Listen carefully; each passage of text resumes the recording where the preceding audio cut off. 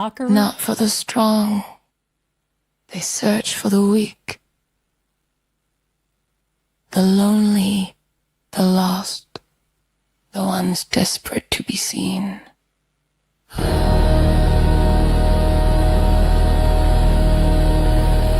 pain, sacred control, not love. It feels like safety, but it's a cage. Your fear is the faith. Hope becomes their power. Soul the prize.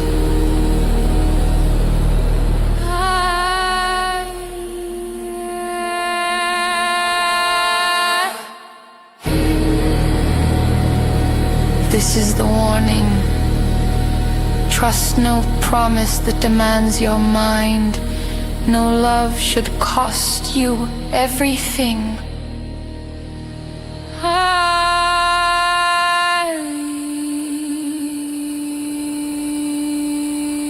This is disturbed.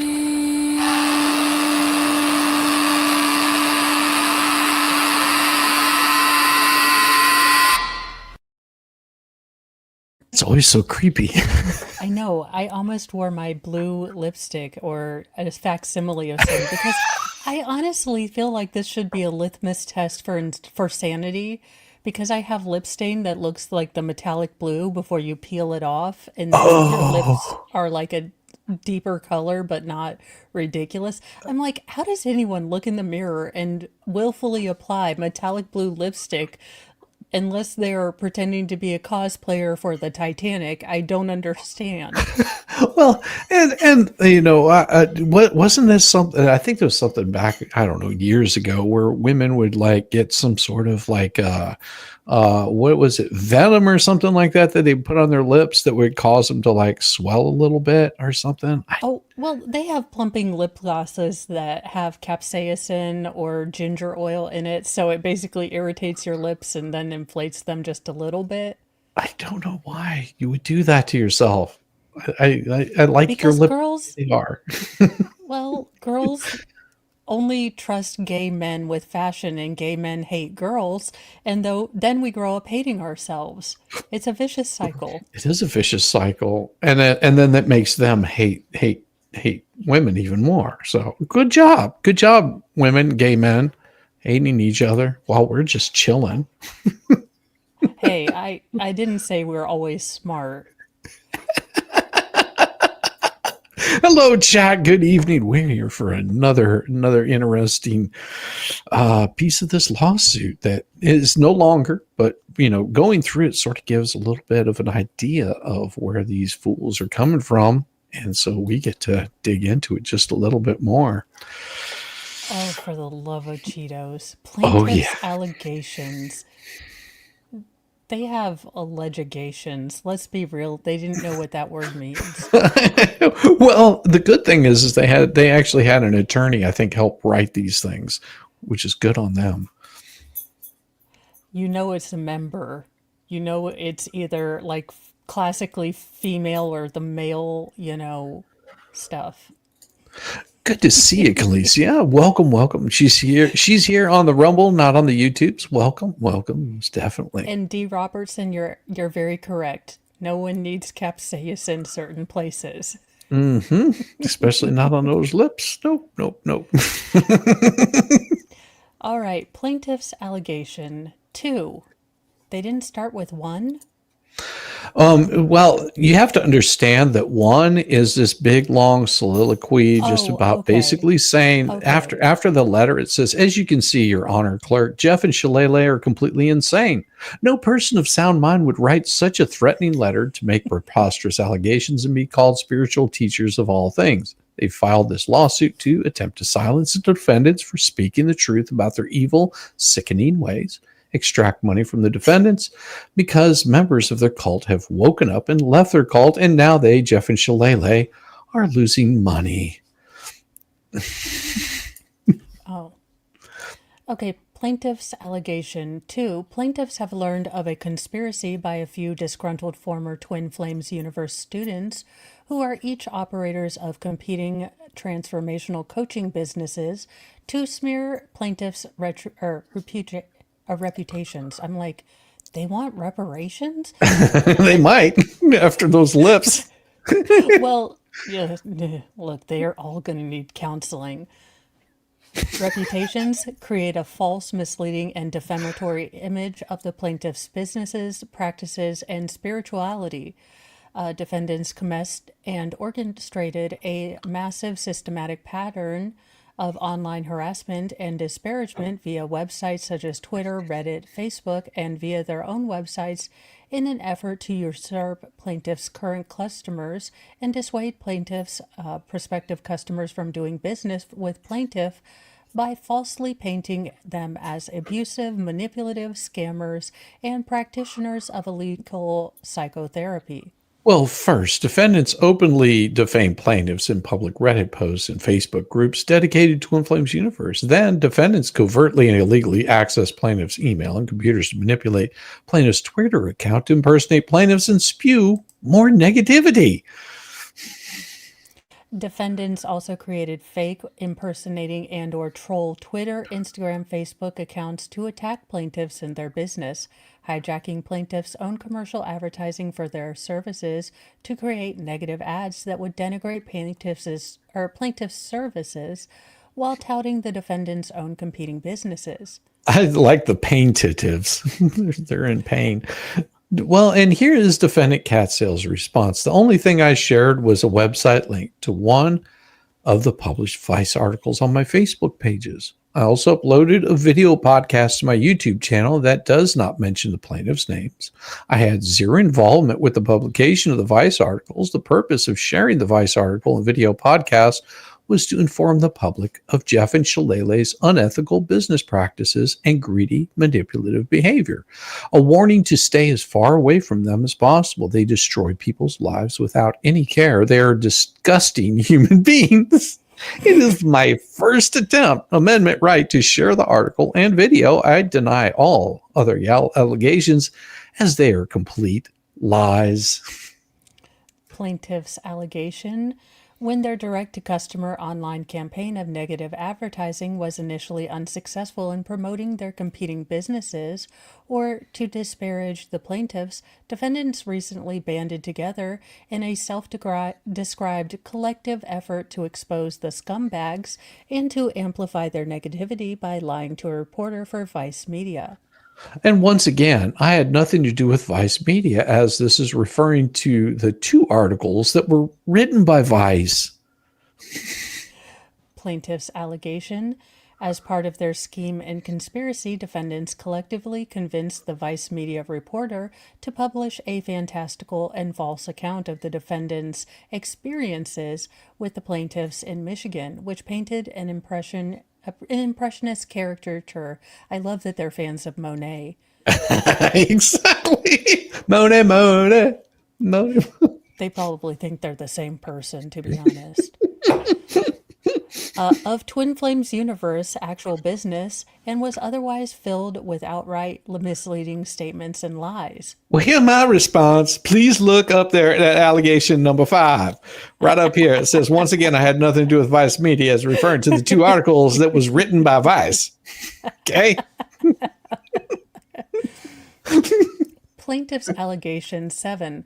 Thus, this is an action pursuant to the Federal Lanham Act for preliminary and permanent injunctive relief and recovery of damages arising from the acts of false promotion, unfair competition, tortious interference, defamation, trade or libel, and a civil conspiracy in connection with inter alia, defendant's scheme to steal plaintiff's business by making certain misleading and defamatory statements concerning their business across the internet, accessing without authorization plaintiffs' emails, computer networks, and passwords to hijack and manipulate.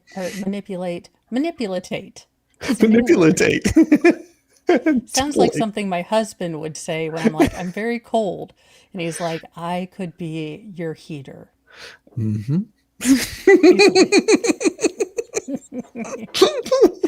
manipulate plaintiff's Twitter account and contributing to and falsely disseminating Vice media articles which repeated their unsubstantiated and demonstrably false promotions. Well, listen, I deny all this shit as it's completely untrue. And I'll take over for the plaintiff's allegation for a bit. Well, Jeffrey Aon is an individual. His bitch ass be living in Michigan. Mr. Aon, he ain't no public figure, not a public official. When Shillelagh, she's an individual living there too. She's not a public figure. She's not a public official. Defendant Cat Sales response.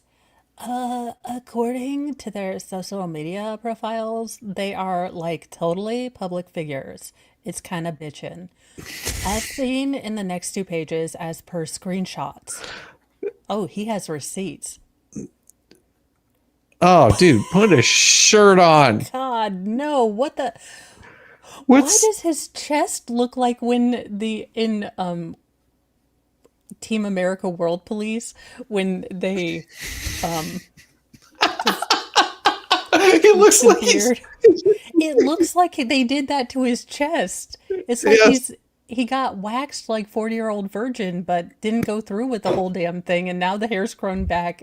And well, it looks like it looks like he just woke up and he's from a 12-day bender and he's posing for a mug shot. That's what it looks To be fair, that really dark kind of squiggle does remind me of Mushu from Disney's Mulan, so I kind of like it, but I don't like anything attached to it.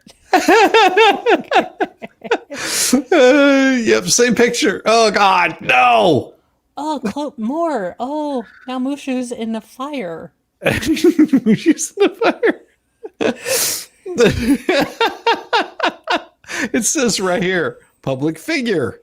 Wait, imagine this. You got that right there. It says public figure on your damn page. Yes. I can't be a public figure.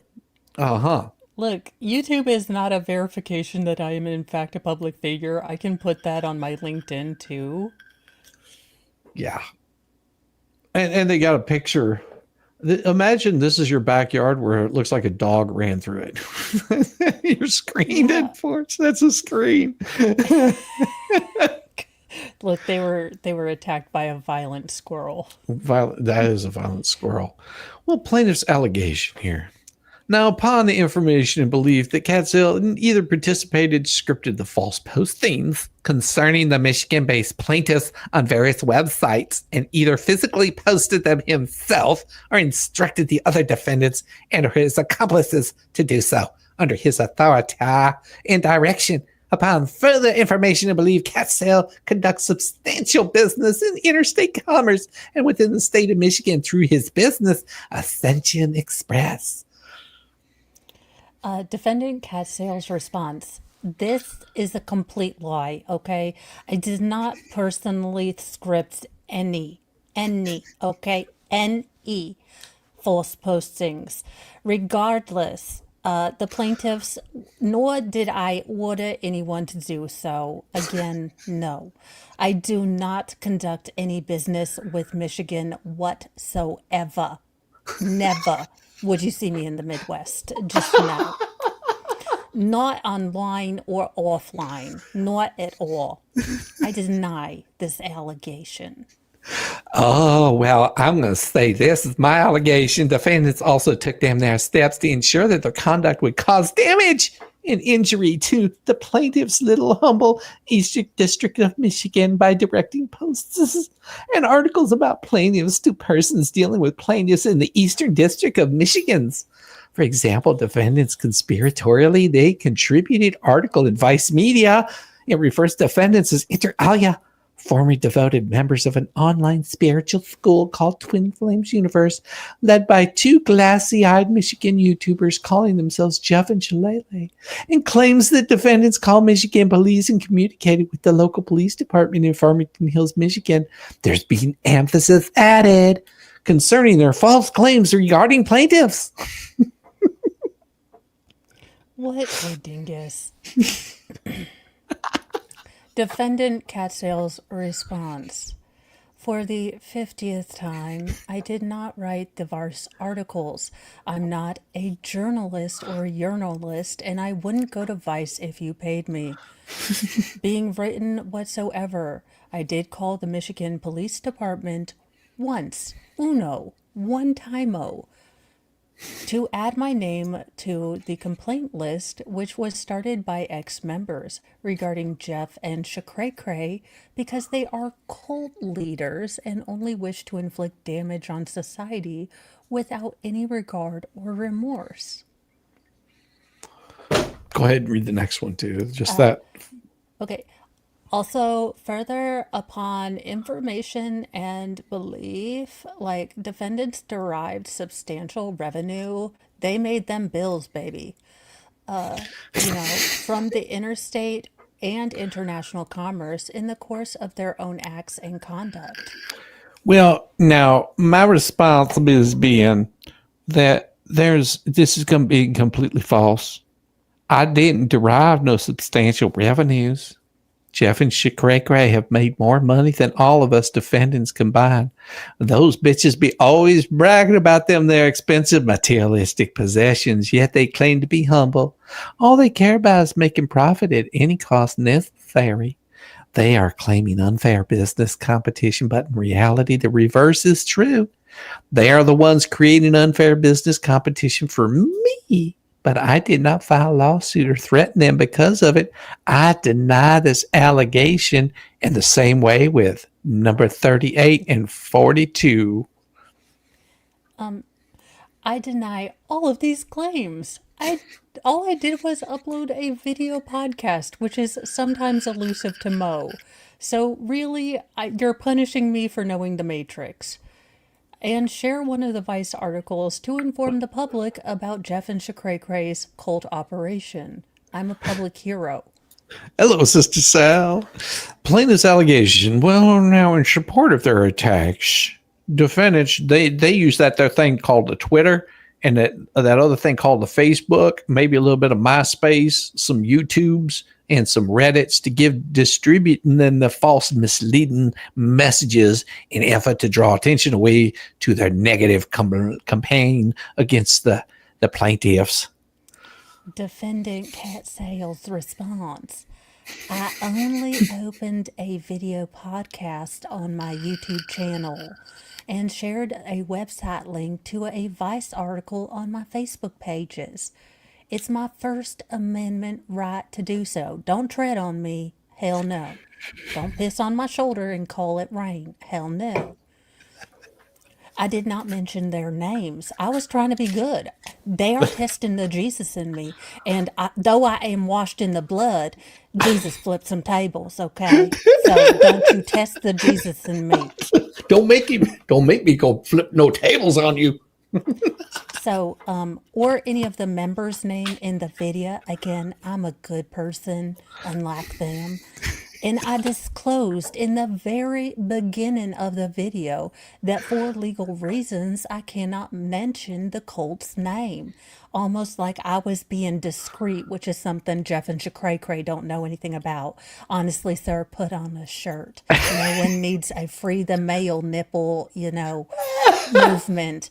You are not the male Rosa Parks of nipples. Just sit your ass down, okay? He looks like a skeleton anyway. Well, upon information and belief, defendants embarked on this campaign of unfair competition and harassment to promote defendants' competing businesses and online spiritual wellness platforms, which purportedly function in the same fashion as the plaintiff's Twin Flames universe, which they denigrate publicly. They be talking shit about me. Defendant Cat Sales response. Please RSVP your asses back to my response to allegation 42 or 44. You can choose a steak or fish dinner because I don't give a fuck. Plaintiff's allegation 53. Now, on August 3rd, 2019, Gakomi and Catsell created an @Twin Flames Universe Instagram account, sons of bitches, where they posted distorted photos of Mr. Aeon, stated TFU is a sex cult, and practices gay conversion therapies Defendant Gaikumi and cat sales posts often include images of Mr. Ayan, despite their distorted and harassing nature, and thus giving All I'm imagining is Jeff with some water that he's blessed, like, you'll be straight no more. Pray the straight away. Pray it away. You have a spiritual penis. You believe it. Stroke that spiritual penis right now. And people are like, just like, what? When in reality, it's plaintiff's competitors, defendants Gakomi and cat sale. defendant's cat sales response. A complete lie. I deny this allegation. I had no communication or connection with the defendant, Gakomi. In regards to this utter nonsense, you better hope my uncle doesn't get involved because he doesn't call the cops, he breaks kneecaps. I did no such thing. I deny this allegation. Everything they have said has been bullshit. No, wait, because I say on August 17, 2019, they again collectively banded together to draft, author, and disseminate a defamatory, misleading email blast to hundreds of plaintiff students. For the purpose of this negative email blast, defendants created an email name and address tfuabuse@gmail.com. Now, emphasis is added. So if you've been abused, they have a place that you can contact. Defendant cat sales response. A complete lie. I deny this allegation. I did no such thing. Bite me. What about 59 through 61? A complete lie. I deny this allegation. I did no such thing. Now, what about 63 through 65?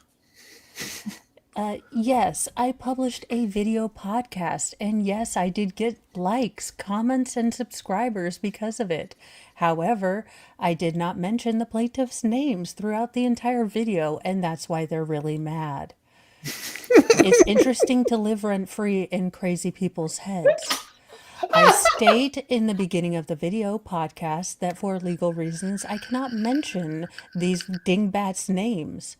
I say, give me your crazies, your loonies, your toonies, your nutbags, and I shall show you better, for I have met the craziest. It was kind of epic, to be honest.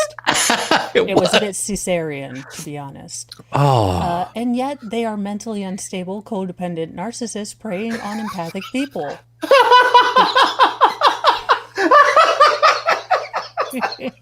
Just right there, just like, bam. Just like in mic drop. The plaintiffs are alleging that my video podcast that didn't include their names or their company hurt their business's reputation, even though I didn't state the business or the, I did state the reputation, but it's almost like you would need to take jump to conclusions kind of thing to figure this one out. So in all honesty, since I didn't name them, I say, hell no, I'm not going to pay you. Now, but just, bite me.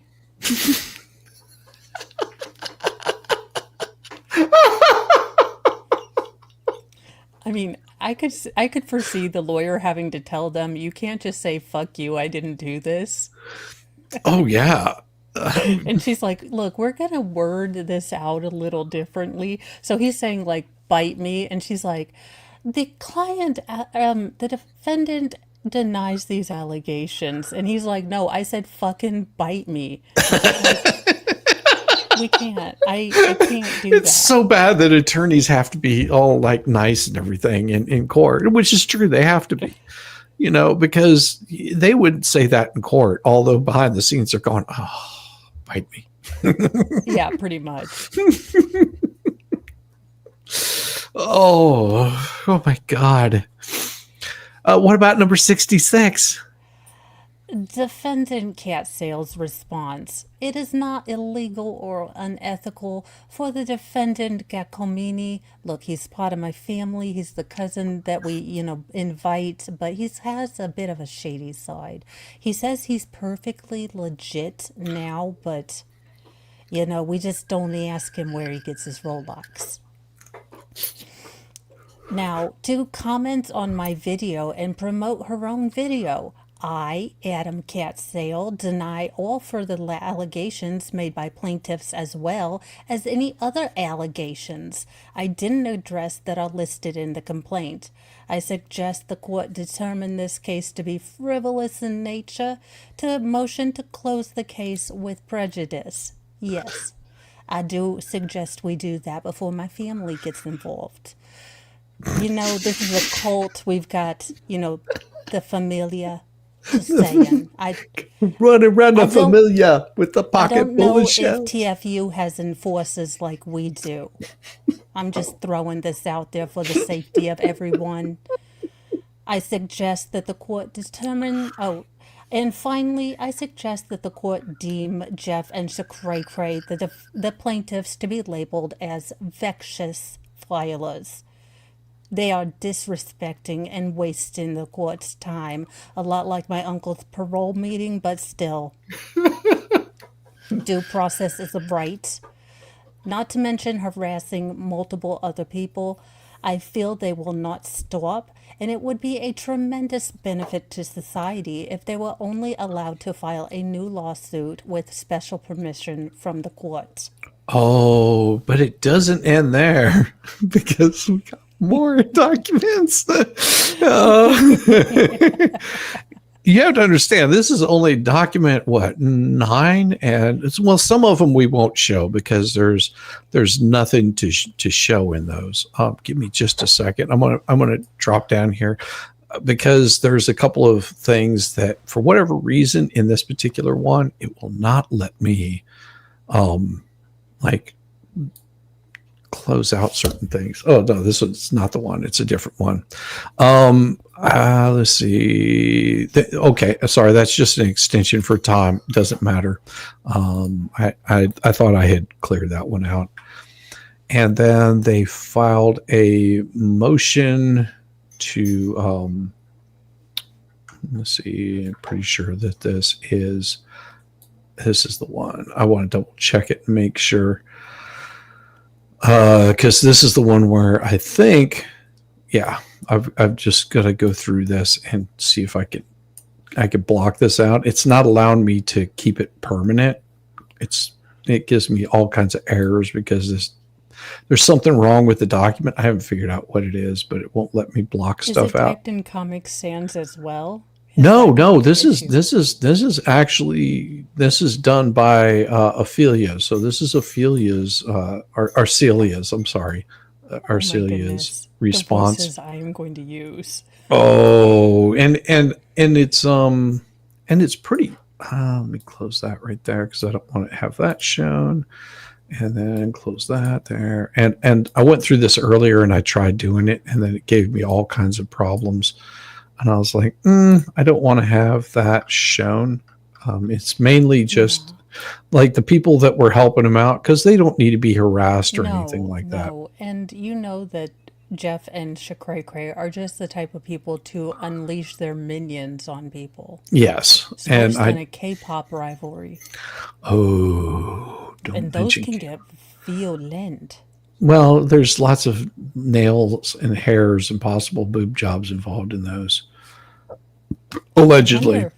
I wonder if any boobs, have actually been exploded due to a K-pop brawl. Isn't that what K-pop is for? Like you may pop, but it's not okay if you pop. I don't know. To be honest, I always think BTK, the serial killer, and not K-pop first. Yeah. I'm like, oh, that BTK, and they're like, wait, BTS?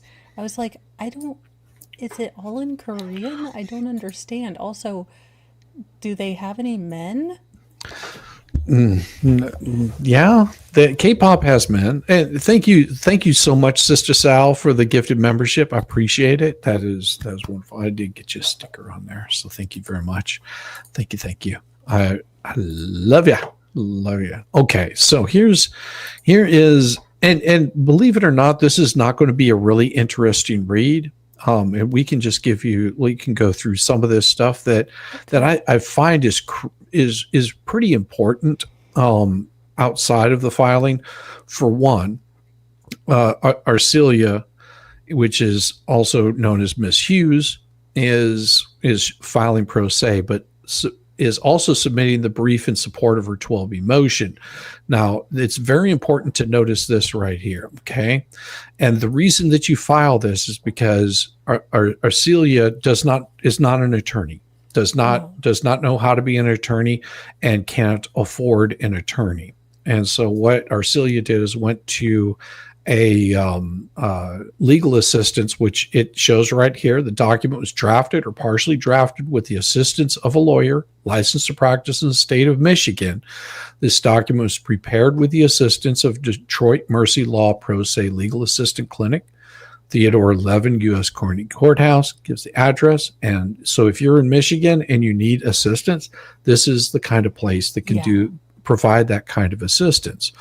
And what is really important here is they'll cite the case law here, and then they'll also give like an introduction, which is basically saying Miss Hughes' motion seeks dismissal of all the claims against her based on lack of personal jurisdiction. As set forth herein, Miss Hughes' only contacts with Michigan were both fleeting and serendipitous. And given her lack of even minimum contacts with Michigan, fundamental, well-established principles of fairness and due process demand the claims against Ms. Hughes be dismissed. Now, it goes into talking about what the facts are in the case, which are pretty well established. It also says on the same day they filed the complaint, plaintiffs filed a second complaint against 4 other non-resident defendants, gives those names, and there's also the civil action number. Hughes and only the other which mentions Michigan in an effort to create a false impression that Miss Hughes was targeting Michigan when she spoke with Vice Media, because this has to do over her speaking with Vice Media. It also conflates Miss Hughes' activities as a student of plaintiffs and a consumer of their web-based training seminars with a domain name registered to Miss Hughes in an effort to create a false impression that Miss Hughes had purposely availed herself of the privilege of transacting Michigan in business. As detailed in her declaration, Exhibit A, other than a few referral payments from TFU totaling less than $500, Ms. Hughes, to her knowledge, has never transacted business in Michigan, either in person or online. Also, Ms. Hughes did purchase access to some of the web-based services. The complaint is baselessly claims that Ms. Hughes intentionally chose a Toronto reporter and a Toronto media outlet in an effort to direct her comments at Southeastern Michigan consumers. However, there's no evidence that Ms. Hughes chose anyone. She was contacted by the Vice Media reporter for the second article. Furthermore, while complaint alleges that the reporter was Toronto-based and characterizes Vice Media as Toronto media outlet, Vice Media's website indicates the reporter, Sarah Berman, is based in Vancouver, British Columbia. While Vice Media apparently has an office in Toronto, its website identifies Brooklyn, New York, and North America headquarters as part of their places. If you want to, and you can skip over things. I'm just giving like a brief rundown as I'm reading through it. As set forth in her declaration, Ms. Hughes has never been to Michigan, and except for payments noted above and her purchases as a consumer of TFU products, has, to the best of her knowledge, never transacted business in Michigan. Exhibit A, Declaration, Paragraph 4. Since 2016, she has lived in Madison County, New York. Declaration, Paragraph 3. With the exception of one in-person interaction that took place in New York, all of her interactions with the plaintiffs were online, which is where Ms. Hughes learned about the plaintiff's business. So this is really important because they're trying to get her under federal law since she is not in the state. And they're claiming all of the things she did to target their business in Michigan because that's how they would rope her in. But again, she is providing a very clear, and notice how her exhibit is. She has receipts. She has, again, she's being fairly honest, straightforward. It's not, they were like spiritually mean to us and hurt my crystal's feelings. Exactly. And this is why if you're filing something that you want to have an attorney do this work, because, as a layperson, I wouldn't be able to file something cohesive enough. It might be for pro se, But this gives it a little bit more beef because they're going to be asking you these kinds of questions. They're going to say, hey, do you have proof of what you're saying? You're not just throwing something out there hoping that it sticks. You're saying, no, here's where it was said. This is where it happened. Yeah. And Go ahead. they also bring case law. Well, I could probably look up case law and after extensive research, really figure out if this case pertains or has the same fact patterns as my case. I could still be using the right case, the right fact patterns in an incredibly wrong way. And you want the judge, when you are asking for something to be dismissed, to look at your thing and say, okay, with this case, with this case, with this case, I see where their lawyer is going with this. I see what he's trying to point out. And again, as a layperson, I could probably cobble together something, but may not be the points that I'm actually wanting to make. So And they if could there is also a harm you. That's the thing about it. And the reason why you want to have an attorney that does these kinds of things, that writes these things out, is because one, they've probably already have seen these case laws. They know what's involved in them, and they can disseminate quite a bit of that. And for example, if you've got a civil rights violation, you don't want to have a civil rights violation that comes against you because of your sexual preference, and you start citing a whole bunch of things that have to do with, animals. Although they might still be a civil rights violation, they don't pertain to your case whatsoever. And they can disseminate through that quite a bit, because some of these case laws are pretty standard in, for example, a defamation case. It's going to be pretty standard case law. And it's just getting those points in there and in removing the things that don't mean anything, for example. Yeah. Let's see. Exhibit A, Declaration, paragraph 9. The handful of referrals she made to TFU were made through TFU's online forum on their website. Exhibit A, paragraph 7. While Miss Hughes had a general understanding that Mr. Ion and his wife, Miss Ion, were operating their business from some undisclosed Michigan location, that location was never confirmed to her until she was served with a lawsuit, and furthermore, it was irrelevant to her interactions with them. Let's see. Exhibit A, Declaration, paragraph 8. Furthermore, any alleged harms to the plaintiffs has nothing to do with Michigan, but rather flows through the plaintiff's online presence. So, again, they are not running this business as a strictly Michigan business. So Right. there might be precedents involved with the fact that their business is purely online. Again, this makes this an international product and kind of removes the Michigan-ness of it. Right. And because they're filing this in state court, this is not I believe it is a federal case court case in this particular one.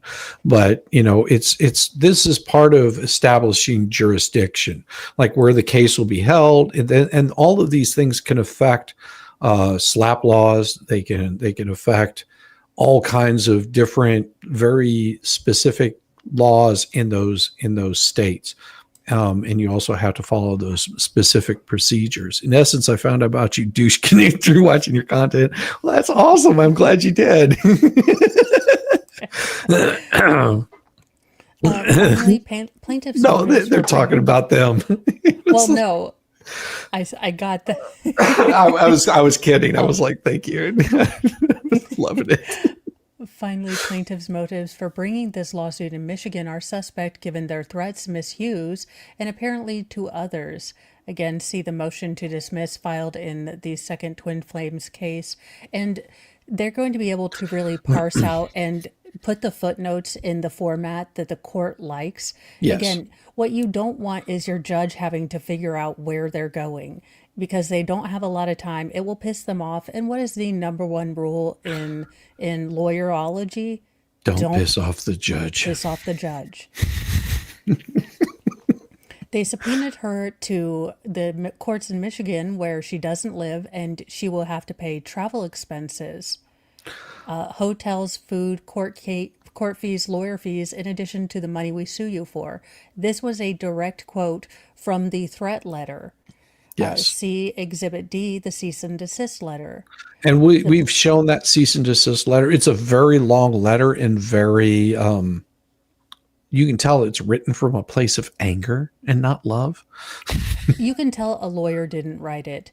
You can tell that they just thought they could spew venom and threaten people with both criminal and civil charges, which you don't bring civil or criminal charges. The police do, the state does.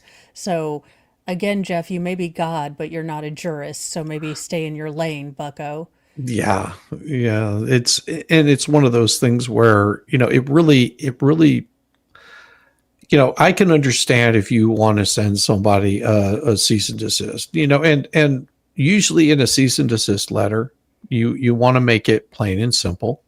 You want to say X, Y, and Z is what you're doing. C, D, E, and F is what you're going to please not do anymore. And I'm asking you so I don't have to file a lawsuit, because lawsuits are timely, cost ineffective. And if it's filed frivolously or you don't have any standing on it, that's why before you do a lawsuit, you send one of these cease and desist letters out. Usually you have an attorney write it for you, because in certain states, if you write a cease and desist letter and it just comes from me writing Mo and saying, Mo, I want you to stop saying nice things about me because it just makes me look like a good person. And she goes, okay, screw you. I don't have any reason to worry about you. And then if I file a lawsuit because she's been saying such nice things about me, I can't. A lot of courts will not accept that. They will automatically throw it out because you didn't follow proper protocol by filing a proper cease and desist letter through an attorney, and you had no legal foundation to back that up. just saying that is, Yes. that's one of the arguments you can have against that. They're basically saying that basically the person who brings the suit is responsible for the case law that is going to show that they have jurisdiction or the right to go after this person. Now they're trying to use that, she was substantively targeting Michigan.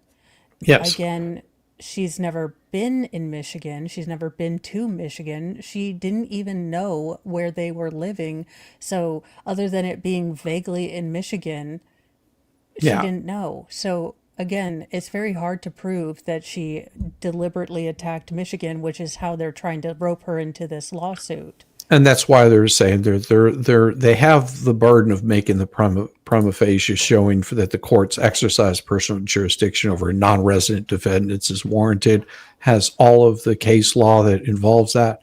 Also, moreover, plaintiffs must demonstrate personal jurisdiction is warranted over each non-resident defendant independently. Plaintiffs have failed to establish this court has any jurisdiction over Ms. Hughes in accordance with either Michigan's general personal jurisdiction.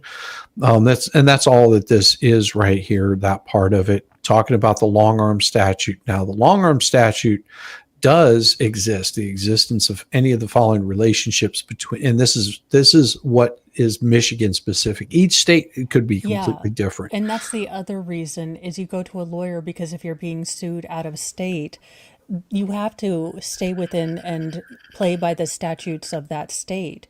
So I'm sure everyone has a statute, akin to this, but it's going to be slightly different in each jurisdiction. And you have to know how to play by those rules. Right. And because that's what this is right here, that MLC 600-705 and states. Now this is very specific for this one. The existence of any, not just all, it says any of the following relationships between the individual or his agent in the state shall constitute a sufficient basis of jurisdiction. So what it says is the transaction of any business within the state, the doing or causing of an act to be done or consequences to occur in the state resulting in action for tort, the ownership, use, or possession of real or tangible personal property situated within the state, contracting to insure a person, property, or risk located within the state is at the time of contracting, and in entering into a contract for services to be rendered or materials to be furnished by the state in the state by the defendant, act as a director, manager, trustee inside that state, maintain a domicile in the state which is subject to marital or family relationship. Now, plaintiffs' allegations appear to rely on paragraphs 1 and 2 of the statute. Plaintiffs' claims in this matter do not arise from misused transaction of business in Michigan, rather are based on allegedly tortious conduct online she engaged in her home residence of Madison County. So she didn't travel to Michigan to engage in business. This is doing something that's an online business, and did not purposely avail herself of the privilege of doing business in the state of Michigan, even though this court finds that the past involvement with the TFU is relevant. Its business was not purposefully directed at the state of Michigan. So state of Michigan wasn't profiting. There wasn't like sales tax or anything like that, she wasn't. It would be one thing if, I was doing business with them and I said, hey, can you build me this table? And they're building me a product, and then they send it to me and I don't send them any money, or I talk shit about their product. Then yes, that could be involved in their state. But just this online cult doesn't mean that you would be involved in Michigan whatsoever, because it's not really a business. That makes sense. Yeah, it's more intellectual property. Again, I do think there were some things that this group did that could be seen as tortious interference, especially taking their passwords and then creating the parody account with the distorted faces.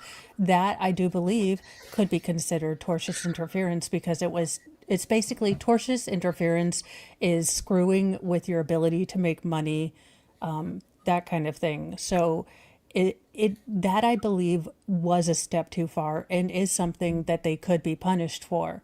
This other crap, like, telling people that they colluded with the Vice people in Toronto to make it a Michigan only thing. Mm-hmm. Yeah, it makes it no sense. I mean, it's also, they say that the mere likelihood that the product will find its way into the forum doesn't fulfill that purposeful. In other words, even if Ms. Hughes, with her involvement with TFT, had surreptitiously and unknowingly connected with someone located in Michigan, such contact was random, fortuitous, and then attenuated and unintentional. And it's like an insignificant contact, because if that was the case, then you could go after anybody, anywhere, anytime that you interact with online. Look, I could sue Kevin Bacon for making me want to dance every time I hear Footloose, and his cringe-hilarious jazz dance, rage dance, gymnastics. Like, that was the dumbest thing I've ever seen. And then High School Musical 3 decided to do the same exact bullshit, and I was like, oh my God, I can't. Because I have daughters, I was laughing so hard in the theater, people thought I was having an issue, but my body simply couldn't contain the cringe hilariousness. I was like, oh my God, he's doing a Kevin Bacon, what the hell? Kevin did it better. He did do it better. Well, and it's, it goes into a passive website, does little more than make information available to those who are interested in it. Therefore, it doesn't warrant personal jurisdiction. And that's basically what this is what it's boiling down to, is there's no personal jurisdiction. And she only made $500. I mean, again, that would be something for small claims court. If they truly believed and could make an argument that she had fraudulently obtained TFU, payments, say she pretended to have coaching and fucked right on off like Mo most weeks, Yeah. Well, actually, what it goes a little deeper than that. It's more than just her pertaining to do some coaching. What she's referring to here, and once I read this a little bit better, it makes more sense. She received $500 for her training classes. Okay. That's what she received. That's what she received from Jeff and Shalala. It was that $500. The rest of the people, wanted her to be the spokesperson for the LGBTQ right. peoples. Now, what she received from her coaching portion was separate from the TFU. Okay. Okay, that Now makes sense. it would have been different if TFU was her employer and she was the money was going to TFU and Okay, then she was getting the money from TFU, or she was getting the money that was supposed to go to TFU and never gave it to them. Then you could okay. run into a problem there, and Well, that's not and the I case. I do remember that somewhere in the middle of her, or maybe just as she was leaving, the setup had been previously that the coaches kept all of their money that they earned on their private coaching, but they were to send people and instruct people to go to Cray Cray's online videos. So again, I think that they realized that they were not getting as much money and that they could tap another resource. So they changed that to, even from their coaching stuff, you had to pay back a certain percentage to Jeff and Cray Cray. Right. And it also says, with respect to TFT, there's no evidence that misuse had any contact with Michigan through the website. And then it goes through the due process clause, which there's no need to go through this all. And if it seems like I'm skipping around a bit, it is, because some of this it's going to be boilerplate kind of information. Like I said, this right here is how a lawsuit should be written. And not because that's another reason why you want to have an attorney do it, is because you're taking that personal anger or anguish or fear or your beliefs or your thoughts that bear no relevance to law whatsoever.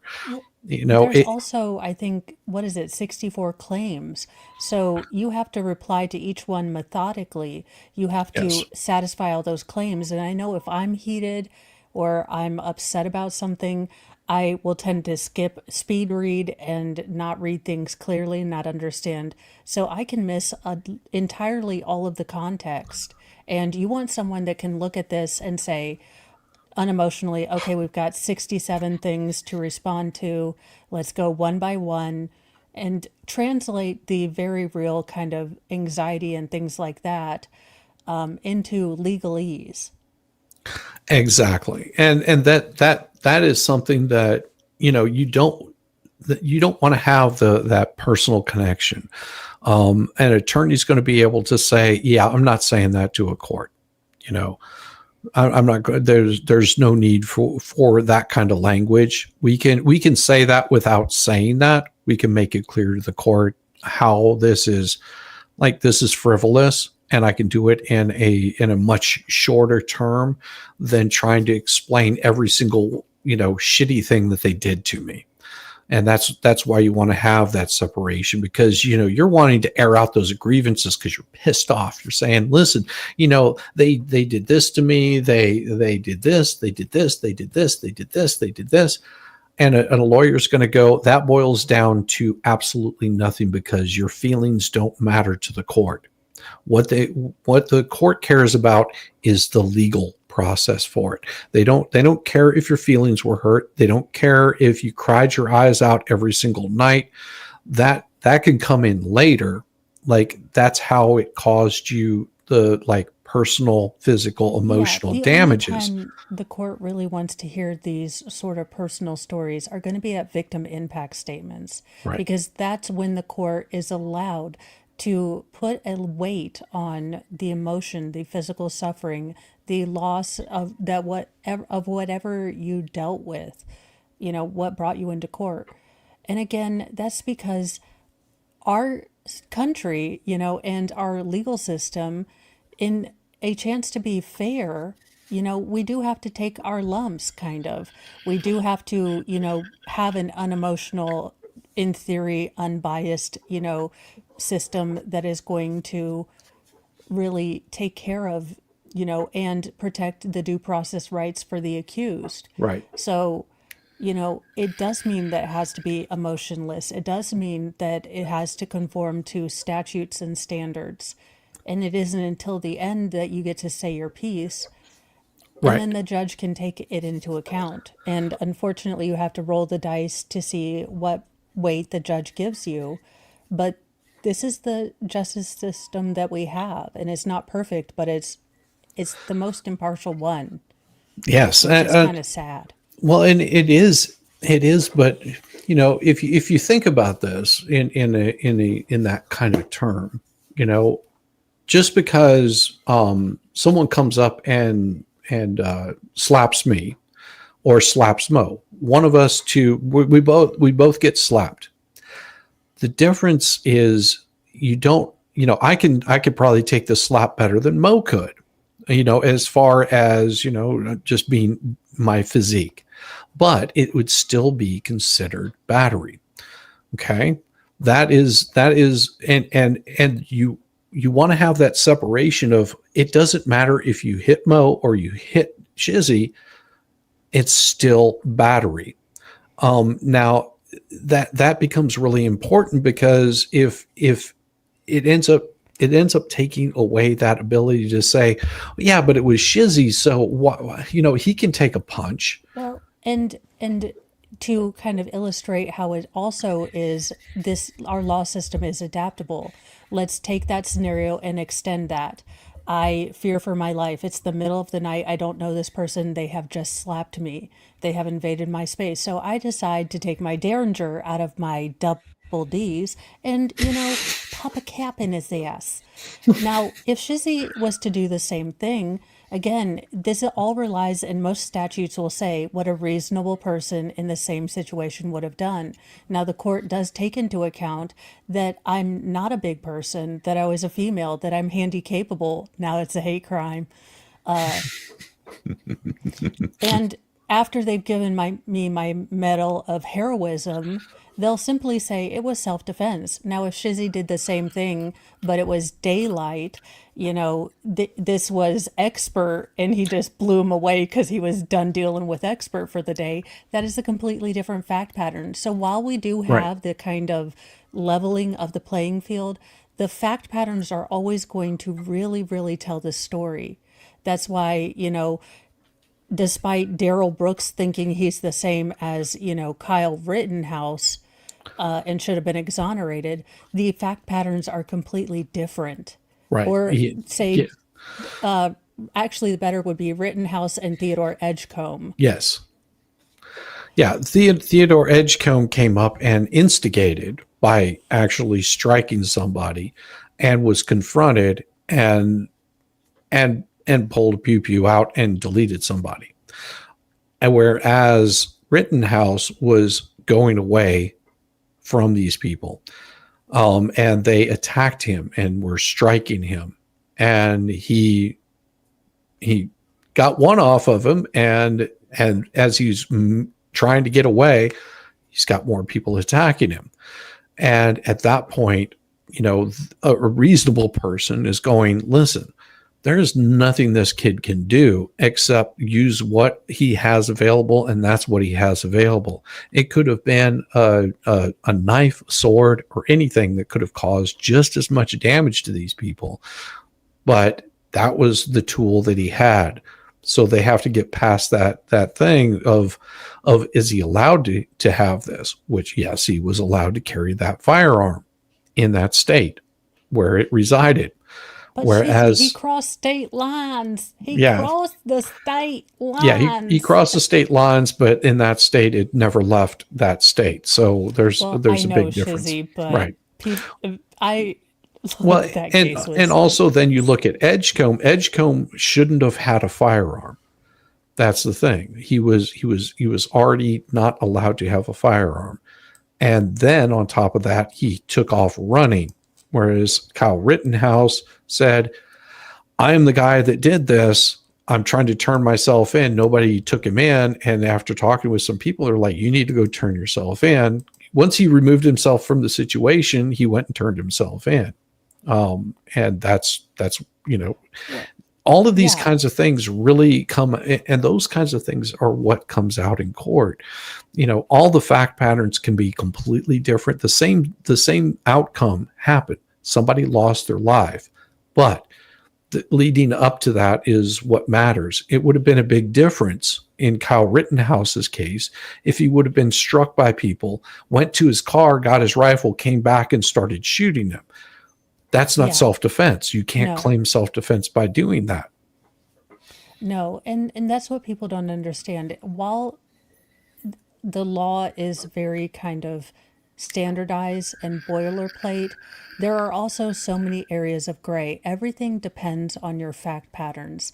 And that's kind of why I like it. I like to see the strategy and the different ways that people are viewing certain, situations. I always start off with the basic idea, okay, this person is innocent, the state has to prove it to me, and then I make the state prove it to me. I never go in thinking, okay, all right, to be fair, the Tyler Robinson case, I'm like, Yeah. but his defense attorney, okay, the moronic idiocracy that has decided to reach out and drag her because she is being the defense attorney for Tyler Robinson, you absolute blithering moron. She's not there to get him off. She is there to hold the state to its burden. Yes. Because Idaho, I believe, is a DP or state, I think. Okay. Or if he's going before federal court, and there could be a federal court case, because this could very well be a civil rights case, because the First Amendment was definitely deprived to Charlie Kirk. Again, you're going to believe that I want him to have a good defense attorney. I don't want Charlie Kirk's family to have to blither through 18 years of, Fulton County retardness. No. No. So I want them to do a good job, be able to prove all of their facts. This defense attorney seems like a warm, sweet woman and just doing her job. And that's the thing. Let her do her job. Make the state prove its case. If it is that strong of a case, it doesn't matter how good her defense attorney is. What matters is she doing her job? Because you could, all you have to do is look at what happened in New Mexico.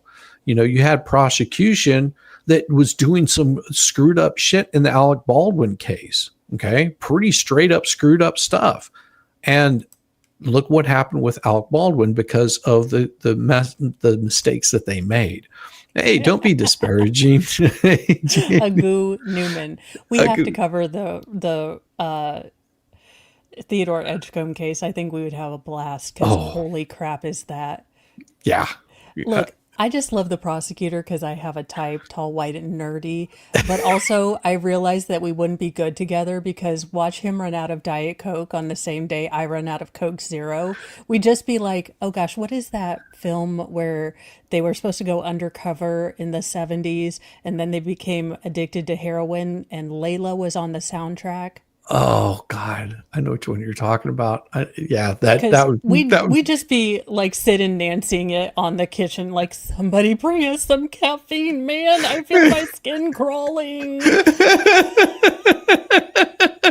That's why we couldn't be together. The amount we would spend on pop would ruin a small third world nation. Well, and you can also tell the difference between a good prosecuting attorney and a bad one. You can look at Daryl Brooks. The prosecutors in that were very patient with the shenanigans that Daryl Brooks was causing, as compared to the defense. And of course, Daryl Brooks was an inconsolable asshole, as his own defense. And then you have someone like Rittenhouse's attorney. I can't remember his name off the top of my head, which was Havoc. That's all I remember. Yeah, I know it's Havoc. not his name. Yes. Now he was absolutely unbelievable. Baralotti or something. Yeah. Because I know we couldn't remember his Spagliano. Yeah, it's something like that. It was something weird. All I remember are nicknames because I was like, sorry about your case, bro. Defense attorney, and Havoc was the other defense attorney. Then there was the insufferable asshole that was Littlefinger, and Lunchbox. Yes, stupid friend. Yeah, and you can see the difference between Lunchbox and his stupid friend as compared to being the prosecutors in that case as compared to the prosecutors that were prosecuting Daryl Brooks. You can see the difference in the prosecutor for every single one of them. I mean, the prosecution and defense, you can see them in one case. You have to remember, like Elaine Bredehoff from Johnny Depp. She is the kind of attorney that's used to getting settlements. She's not the kind of attorney that does courtroom appearances. You could tell by the way she was disorganized and could never like reach the point that she was trying to make, and actually breaking all rules of decorum in trying to make those points. Smash them likes. We will do that. Definitely, Sister Sal. There, and once you see, and then you've got all of the attorneys that were on Johnny Depp's side that just were sitting back going, I can't believe she just said that. She's making our case for us. I mean, what does Tug have to do with this case whatsoever? Nothing at all. No, and you're also going to, there are different types of lawyers. There are lawyers like in the Stacks lawyers that are probably looking up the case law for a case. There are very, good trial attorneys. There are ones that, again, every single law is going to specialize in something, and you need to go to, the lawyer. You don't go to a probate lawyer for a criminal case. You don't go to an appeals lawyer to try your case. I mean, they may try appeals, and you also it depends on your specialty, because certain attorneys might be really good at bankruptcy but suck at doing any sort of litigation. You've got litigation attorneys, which are the people that are showing up in court, and then you've got attorneys that do more of just sort of like that nice equal little balance of settling things out of court. Because they're going, your mail didn't arrive on time, it really sucks, they'll refund your postage. Can you refund their postage? Okay, now pay me for getting this set up. That's the kind of attorney they are, and they're bringing the law, they're showing what the law is, and they're presenting their case that way. Elaine Bredehoff was not equipped to handle a defamation case that covered multiple venues, multiple issues, multiple amounts of people.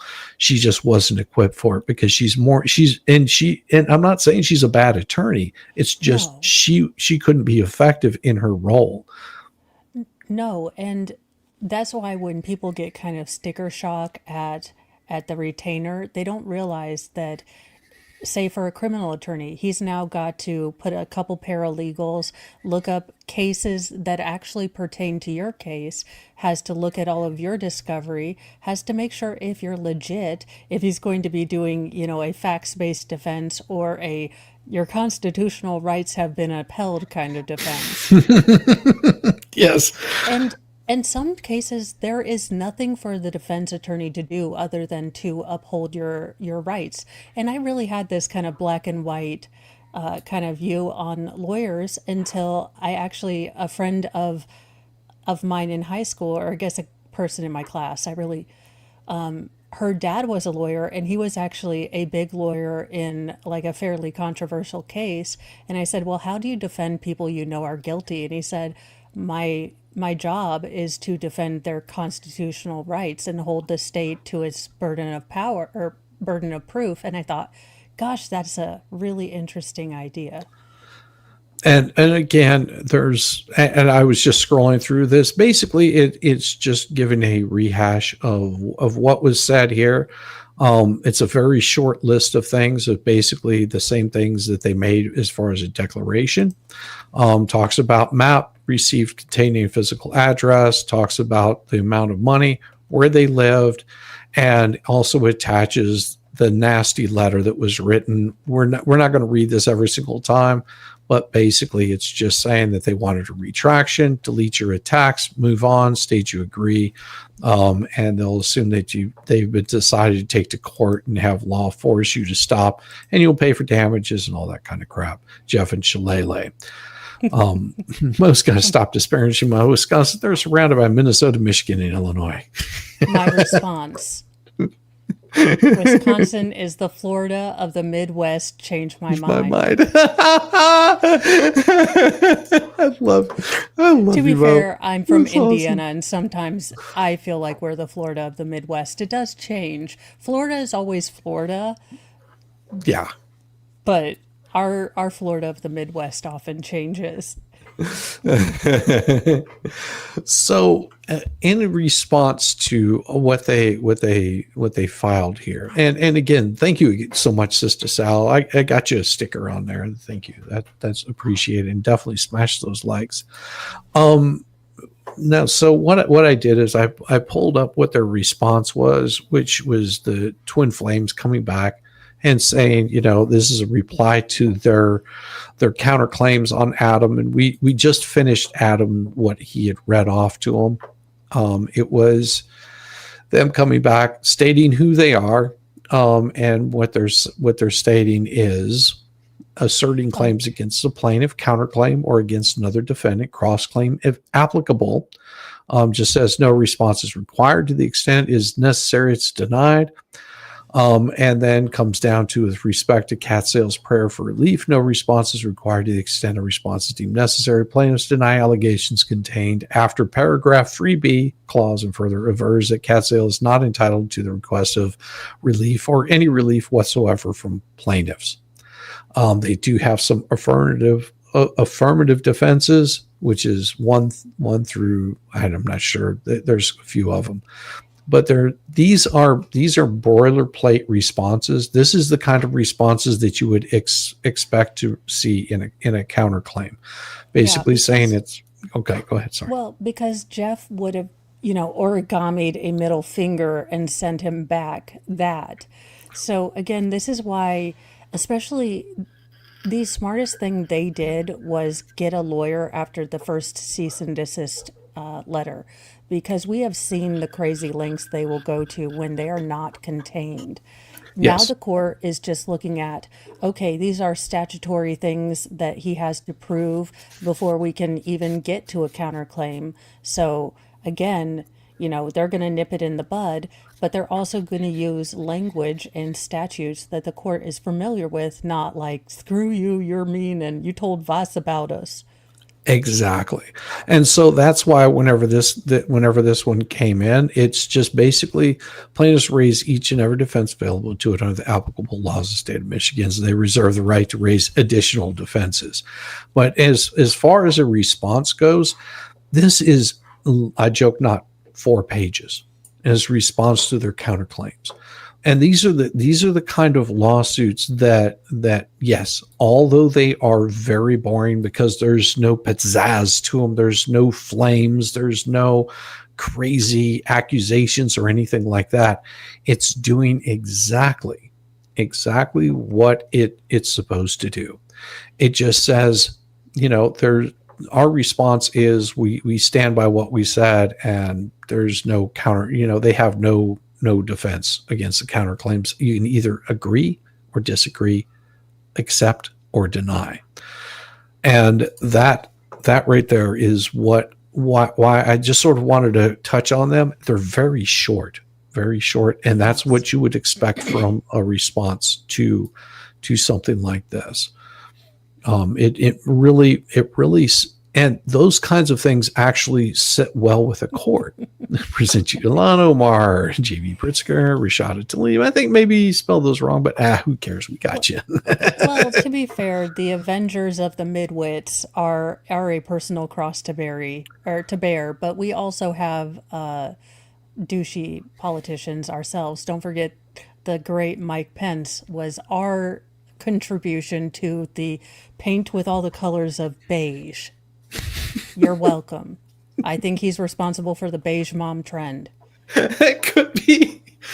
And so whenever I saw those that come in, I was just like, oh, they're keeping it very, very straightforward. They're not playing around. Like I said, courts enjoy seeing, especially judges don't want a whole bunch of feelings thrown in there. They don't want to have a bunch of things that are not necessary, because one, it takes a judge time because they read every single thing that's written. That's part of their job. Their job is to sort through all of the facts, all of the non-facts, and determine, is this applicable to law? That's all that they're looking at, is the law. They don't give two shits Yeah. about your feelings. And the fact that these are 4 and 5 pages is because of the number of, claims that were made against the defendants.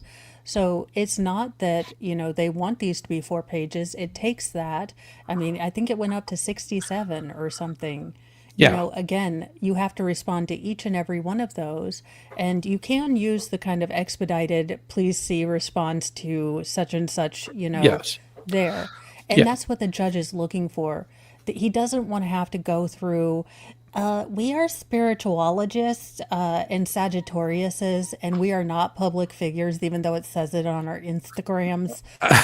We are very private public figures. Exactly. It's very, very important to know that.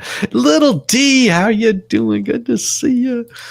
And Mo, in the deep end, I present you. Oh, I'm sorry, that was an old one. I tend to skip over things sometimes. Sorry.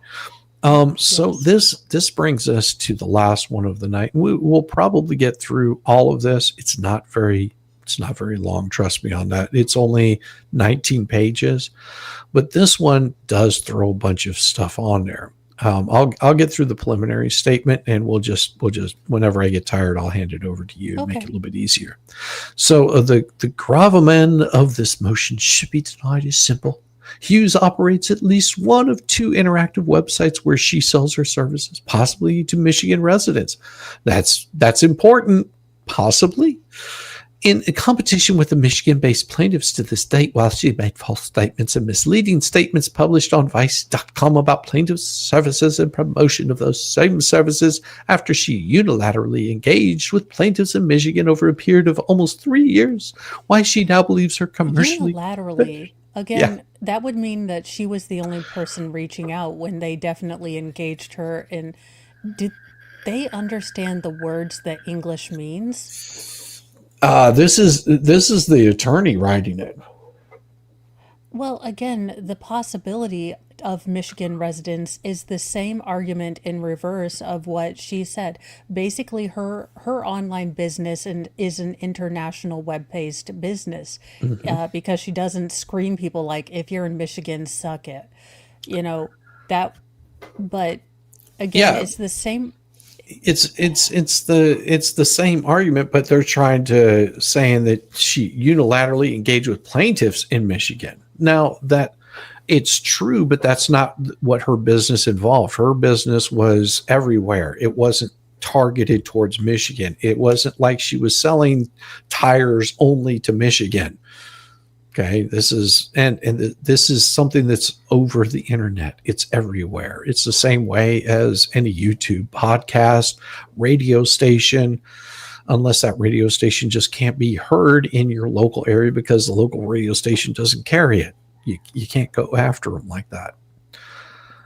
Now, it goes on to say, first, with regard to their motion to dismiss, they engaged in numerous unilateral activities directed towards Michigan. No, it was towards everybody. They give rise to the plaintiff's claims, which in some subject defendant to personal jurisdiction here.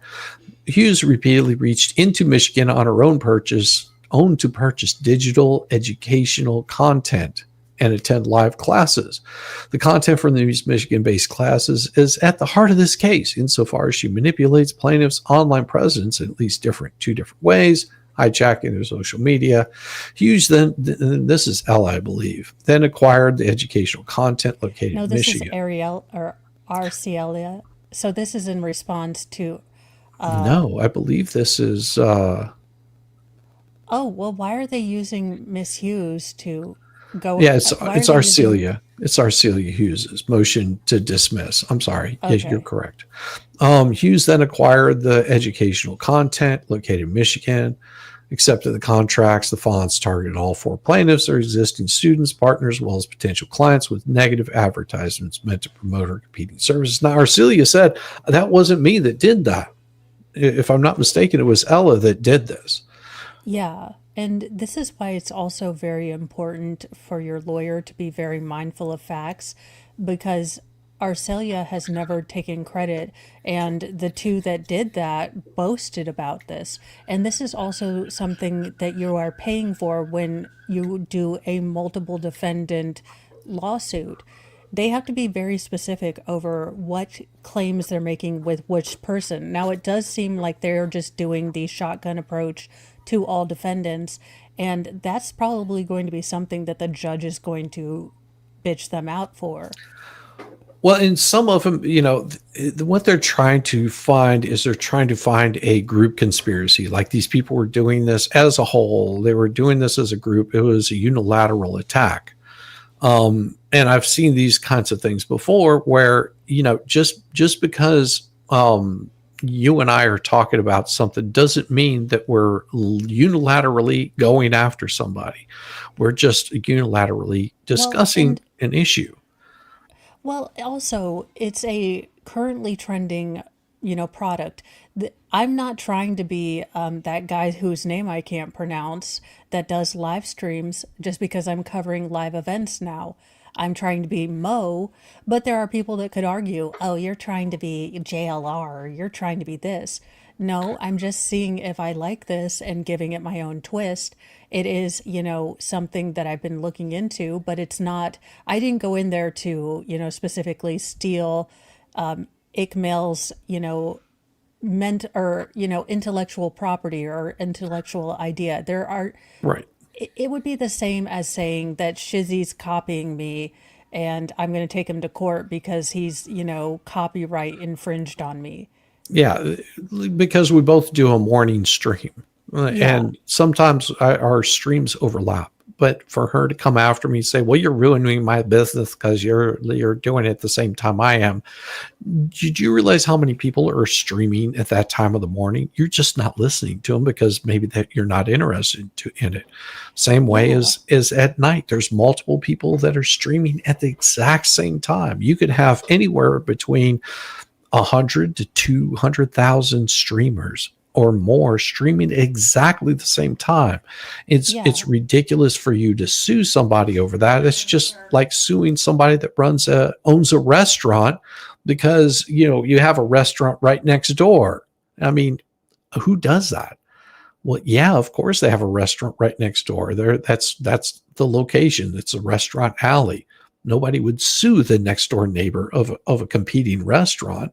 Now, it would be a different story is if you're taking all the recipes and you're calling them your own and you're selling the exact same product that they're creating, then yes, you could be accused of some sort of copyright infringement. But that's not what's happening here. They're not promoting the exact same thing. Oh, I better take all those cease and desist, pro se letters out of my, to compose. Dear Tim Pool, you are trying to copy me. I am a true journalist. Thank you and good night. Please take Ian off the mother effing show. Please. For the love of God, that and what's the Iliad? I cannot even watch the streams with those two anymore. I actually kind of like the ones where Jack Posobiec takes over and Tim's not there. Yeah. I can imagine. Because sometimes it just gets ridiculous with them. Like, yeah, I mean, here's the thing. Like, I appreciate the man's grinding. He has built everything from the ground up. He really has done his own thing and kicked ass about it. mm-hmm. But if I hear one more self-congratulatory, logic train that anyone who pays close attention to the news could have predicted, I'm gonna flip my shit. Because I too have a logic train. I too have sussed out clues from the interwebs. The interwebs. I didn't even have to bring up Tim Pam, Lone Waltz, Gretchen, and Chicago's mayor, Beetlejuice, or Johnson, or prove my point. Exactly. You don't have to at all. Our cup overfloweth with spectacular politicians. Yeah. And there's, I wish. It's an embarrassment of riches, really. I wish that people would cover some of the Georgian politicians that have happened over the past year. I just can't. And I can't be on So, streams where people oh are. my Lord, I felt so bad because normally I'm not political, but Gretchen Whitmer decided to show up at the Michigan press conference looking like Murphy Brown and a vampire had a love child.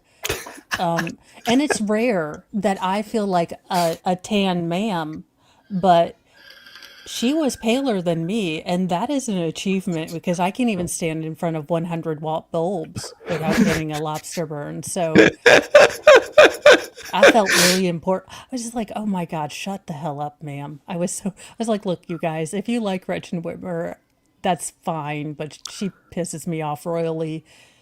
So Yeah. She, you'll just have to bear with me. yeah.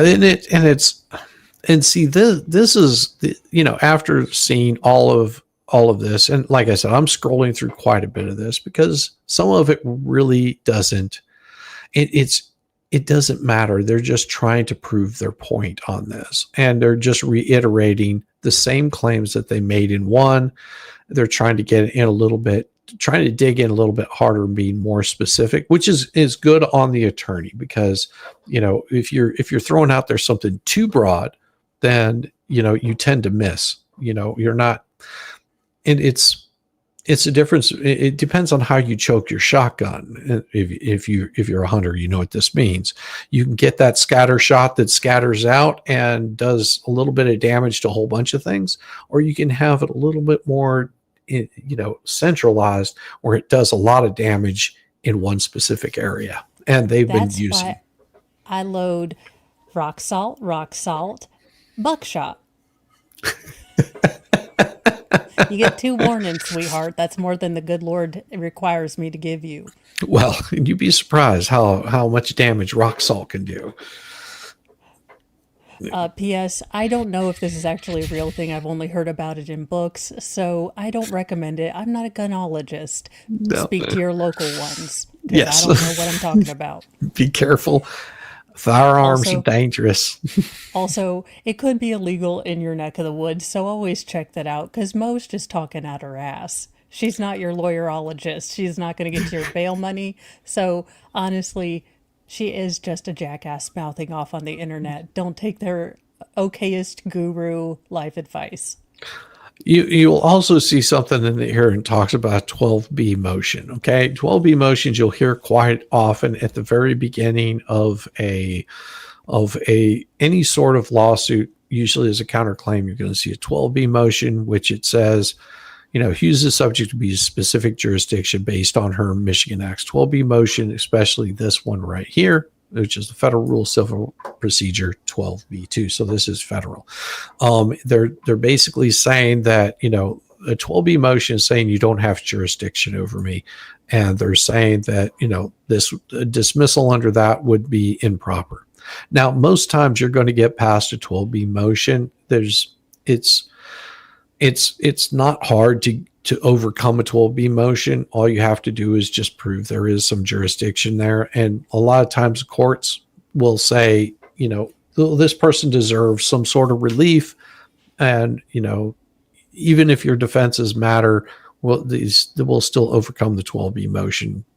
They may have not argued it properly, but it's still easy to get past a 12B motion. Also, the state is not required to stand up in person to show itself for jurisdiction. Just in case anyone was listening to Daryl Brooks' audio post-it notes from a third-party intervener. Yes. I am writing that books one day. I am writing God. a series of books from Daryl Brooks to Sarah Boone love letters. It's going to be like, my land boat sails only to you, not intentionally in love with you. Oh, you know what? We should just write letters back and forth. You write one as Sarah Boone, I'll write one back as Daryl Brooks. Oh my God. Can and you we'll- imagine that? We'll Sovereign have citizen romance. We have forget bodice or bonnet rippers. We have the new smutty romance genre that you can't say no to. It does get spicy. Oh, that would be so glorious. So Mo would read the first one and she'll of course read it online, or I'll read hers that she sends to me. and then I'll respond to it, and I won't respond to it online, but I'll email her the response. Not illegal, and at close range can hurt. Well, like I said, I've only read it in books. I'm not, any sort Well, of force multiplierologist. well, and I'll just say that plastic, even at close range, whenever it comes out, it can punch a good hole in you. Just the impact of Yeah, it well, can. yeah, even rock salt, if at a fast enough velocity, can go through a person. Yeah, I mean, because there's been instances where people were playing around with blanks in a firearm, thinking that they were okay, and put the blank to their temple and end up self-deleting, because there's still pressure that comes out of that. So don't play with firearms, kids. Don't, yeah, Russian roulette is only for family occasions and reunions. And hopefully somebody wins at that, because I that's not a game I want to play. No, no. That Don't the play only way with to force win multipliers. Russian roulette is don't play. Don't play. Yeah. And Cal Stover has been a member for 3 months. Thank you so much. And I'll hit the show song later. And what was it? Oh yeah, that sounds like a good idea. Well, Mo will write me a letter. I'll read it during like an evening stream or something, or maybe just make a short reading it. And Yes. then maybe have like the music back there that makes it all, maybe some candle light, that kind of thing. And then of course I'll respond to it in Daryl Brooks' voice. Oh Lord. I have always thought they would make the cutest, most irritating couple, and I kind of want to put them in their own cell because they both believe that they are inherently right and they would kill each other in 2 minutes. Oh, I know. Or they would just have great sex. You never know. Well, that. Sorry, someone had to give up their iPad because they were being an irretractable butt monkey. Oh, So we just decided to slam the door, which means he still loses his iPad for longer now. He's tried to even put bass in his voice, which for an 8-year-old with the voice of Alvin and the Chipmunks does sound funny. He's like, "I will not be disrespected," and I was like, "Try again, sweetheart. A little bit more bass." tell me when your balls drop, son. Then you can talk. Yeah. Oh my gosh. And then of course it says specific personal jurisdiction, about the long arm statute. That's another one.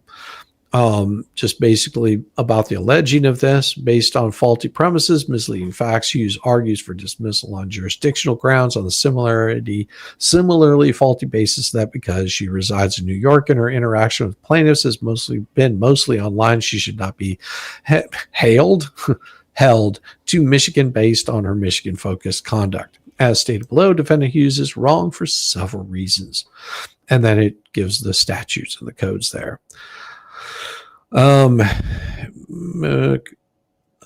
As set forth in complaint, Muse unilaterally creates contacts in Michigan, not only by contracting with plaintiff's business as a consumer and later getting paid as a referrer, but also communicating with plaintiffs directly via live video chat, email, forum posts, communicating with other plaintiffs users who reside in Michigan in similar fashions, and by participating in and promoting her services with a community forum comprised of participants interested in the Michigan-based plaintiffs programs.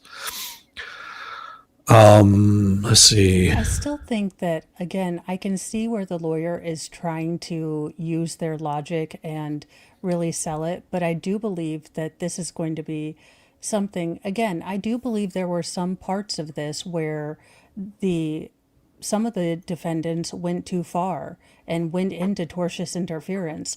And I think it Right. would have been a much more successful case if they had just stuck with those two that they claim did tortious interference, because now this is a substantially more expensive case for Yes. them. Yes, And because they're having to look at multiple facets of all of this. As an attorney, they're going to be they have to deal with not just a one-on-one. For example, if you're dealing with a divorce, just a simple divorce, no kids involved, just a simple divorce, you're dealing with one person on the opposing side. But imagine having a divorce to 8 different women with 8 different grievances and opinions and outlooks on this. Oh my God, that would be just like, oh my, okay, which one said what? Oh, I can't confuse, Isabel 1 with Isabel 2, because Isabel 1, she liked to do this in bed, where Isabel 2 liked to do this in bed. And if I confuse those two, so you're dealing with a bunch of different things that could, possibly Yeah. tank a case because you got the facts wrong. Well, and he is using their logic, the logic that they established, but it could be easily used against them. And, as the lawyer, you have to find, cases that kind of, again, a lot of this is driven by the clients. So this lawyer isn't, purposely thinking of bad legal arguments. He is being directed, and if he feels like, he can logic his way through this. Now, if like Sarah Boone, they tried to, the client wants you to bring in things that are unethical or not allowed, or simply the court doesn't care about, that Right. is where you get into ethical conflicts where you can no longer make sound legal choices because the client is trying to get you to do things that are not kosher for the court or not Right. allowable, and you're supposed to be that block. You're kind of the first goalie that says, okay, I get this and this. You do, maybe if I squint, have a kind of case here and we can play it this way. I'm willing to play it this way, but I'm not willing to do this. Right. And because your argument or whatever it is that you're trying to make, your complaint, it might make sense to you, but in that particular court of law, they're like, yeah, that doesn't mean anything.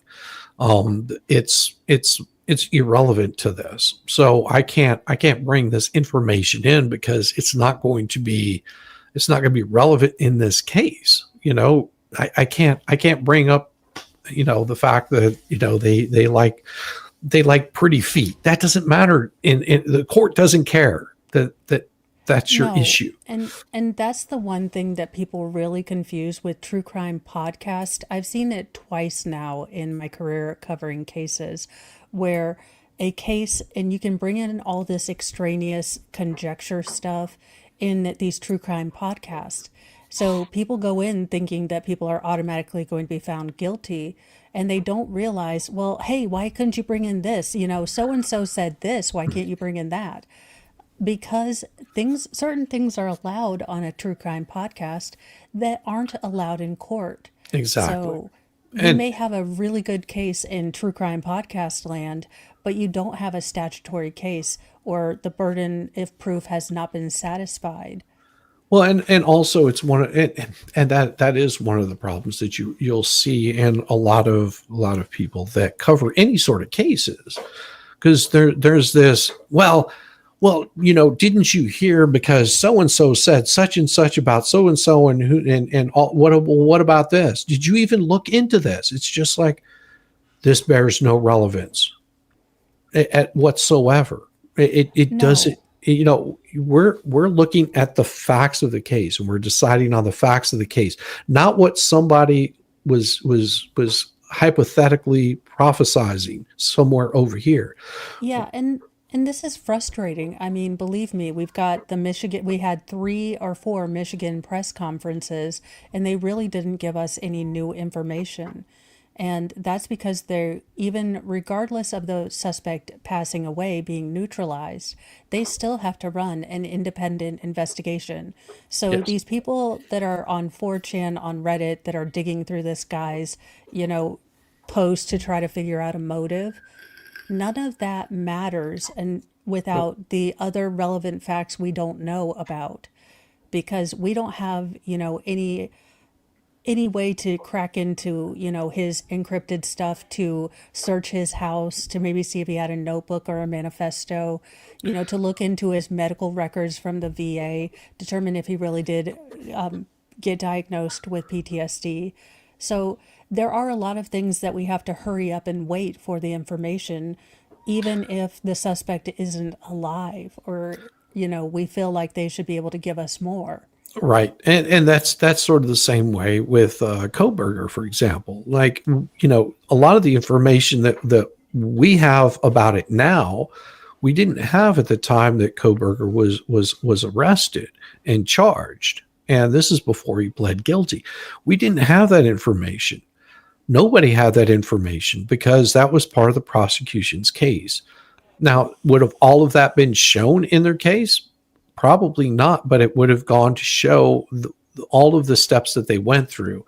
And what the prosecution would have done is they would have broken that down into smaller bits that's more discernible for a jury. Because, having you read through all of those documents, it's a waste of the jury's time. You'll lose their attention. They don't want to hear it. What they want to hear is, give me a breakdown of exactly what happened. You followed procedure. And that's what we've been doing on Wednesdays is looking at all the procedures they've gone through and seeing that, yeah, they hit every single point that they needed to hit. They were very thorough in their investigation. It wasn't like they just walked in, took a few fingerprints, took a couple of swabs of DNA, and then left. And that was it. And then they allowed true crime to dictate what was going to happen. With all the speculations. The things, we only have the police documents. We don't have the FBI documents. And then we're going to read all of the police documents before we go into the actual hearings and the motions of the court case. Because, again, first we wanted to decide, okay, well, we didn't hear anything about this investigation. And all I really knew about it was that Kaylee Gonclavy's dad was really upset. Right. Which you can totally understand. They can't tell the dad stuff because he's leaking it to the media, thinking they're not doing enough, not realizing, exactly what they have because they have to protect the case. Right. Grounds. Exactly. Yes. Checkbox. Well, that is the important part of it is understanding that, there's certain things that they have to be quiet about, that they can't talk about because, imagine you've got someone that's actively wandering around. You don't want them to know exactly what you have on them, because once you get that person brought in, you start questioning them. You want them to basically give themselves up. It makes it a lot easier to prove the case, because a lot of killers will right out admit to it right off the bat, just like, I did X, Y, or Z. Sometimes it's out of shame, sometimes it's out of bravado or bravery, and it all leads to the same place. Sometimes they're completely innocent of anything; they've got nothing to hide. But in talking to the police, they could they could use that against them. That's why you have that Fifth Amendment right. Yeah, and it doesn't protect you in interviews. There was one story about a guy who confessed to taking out his parents, and he did it on a local news interview. And now there is a part where his lawyers could make an argument that the interviewers, the local police or the local news station, were working in conjunction with the police, because there was a plainclothes police officer, or clothed, not closed. Although who knows? He could be clothed. I'm just glad he was clothed. Officer that was in the lobby to hear the confession on the interview. But this was after he had kind of given a rambling, detailed statement to the news, like, I done it. Now, that alibi, or that, in confession, isn't his only problem, as he was also stealing their Social Security benefits for 8 years. So there are a plethora of crimes that he will be charged with. Exactly. Even if the confession is thrown out. Exactly. And a lot of times they can still bring those confessions in, because he wasn't like he did this under duress. That I mean, Yeah. there's things like that will come in. It's the same way as you've seen people that get on the YouTubes and they got things to say, and then they turn around and go, I never said that. Well, we have you on tape of saying something really bad and horrible. Don't do bad, horrible things. You don't get in trouble for them. It's hard to explain to people that are not lawyers, like you're here all the time. You can be talking with your neighbor. How many times have people gotten arrested for I think, wasn't there, I'm trying to think what it was. It was a robbery of it was a lotto. Okay. I believe it was like in New York. So what these guys did is they went in and they had this neat little trick that they did. They took a needle, injected it into a lotto balls, but only on certain numbers that they knew were going to be heavy. Okay. Except for on certain ones. So what they did is, I think it was something like they did it on everything except for the number 6 is what it was. Joke not. So what they did is they played all the numbers that would have 6 involved in them, and they avoided the ones that would have the heavier balls. It was just a thin layer of paint in there. Nobody would have ever suspected anything was wrong with it. They would just been like, oh, okay, it was all 6, blah, blah, blah. That's how we got the ball check standard. I wondered. Yes. So here's what happened. They would have gotten away with it, and it wasn't a ton of money. It was in the hundreds of thousands, but they would have gotten away with it, except they bragged to all their friends and family exactly what they were going to do. Don't do that, people. If you're gonna crime, don't brag. Don't post. Don't Snapchat. Don't Instagram. Don't Telescope. Don't Periscope. Don't 4chan or Vibe or Vine, if that's still a thing. I don't know. I have no idea. Don't TikTok about it either. Yeah. Because it's funny, but the government also has the interwebs and a team of, Best Buy IT goatees looking at it. I love it.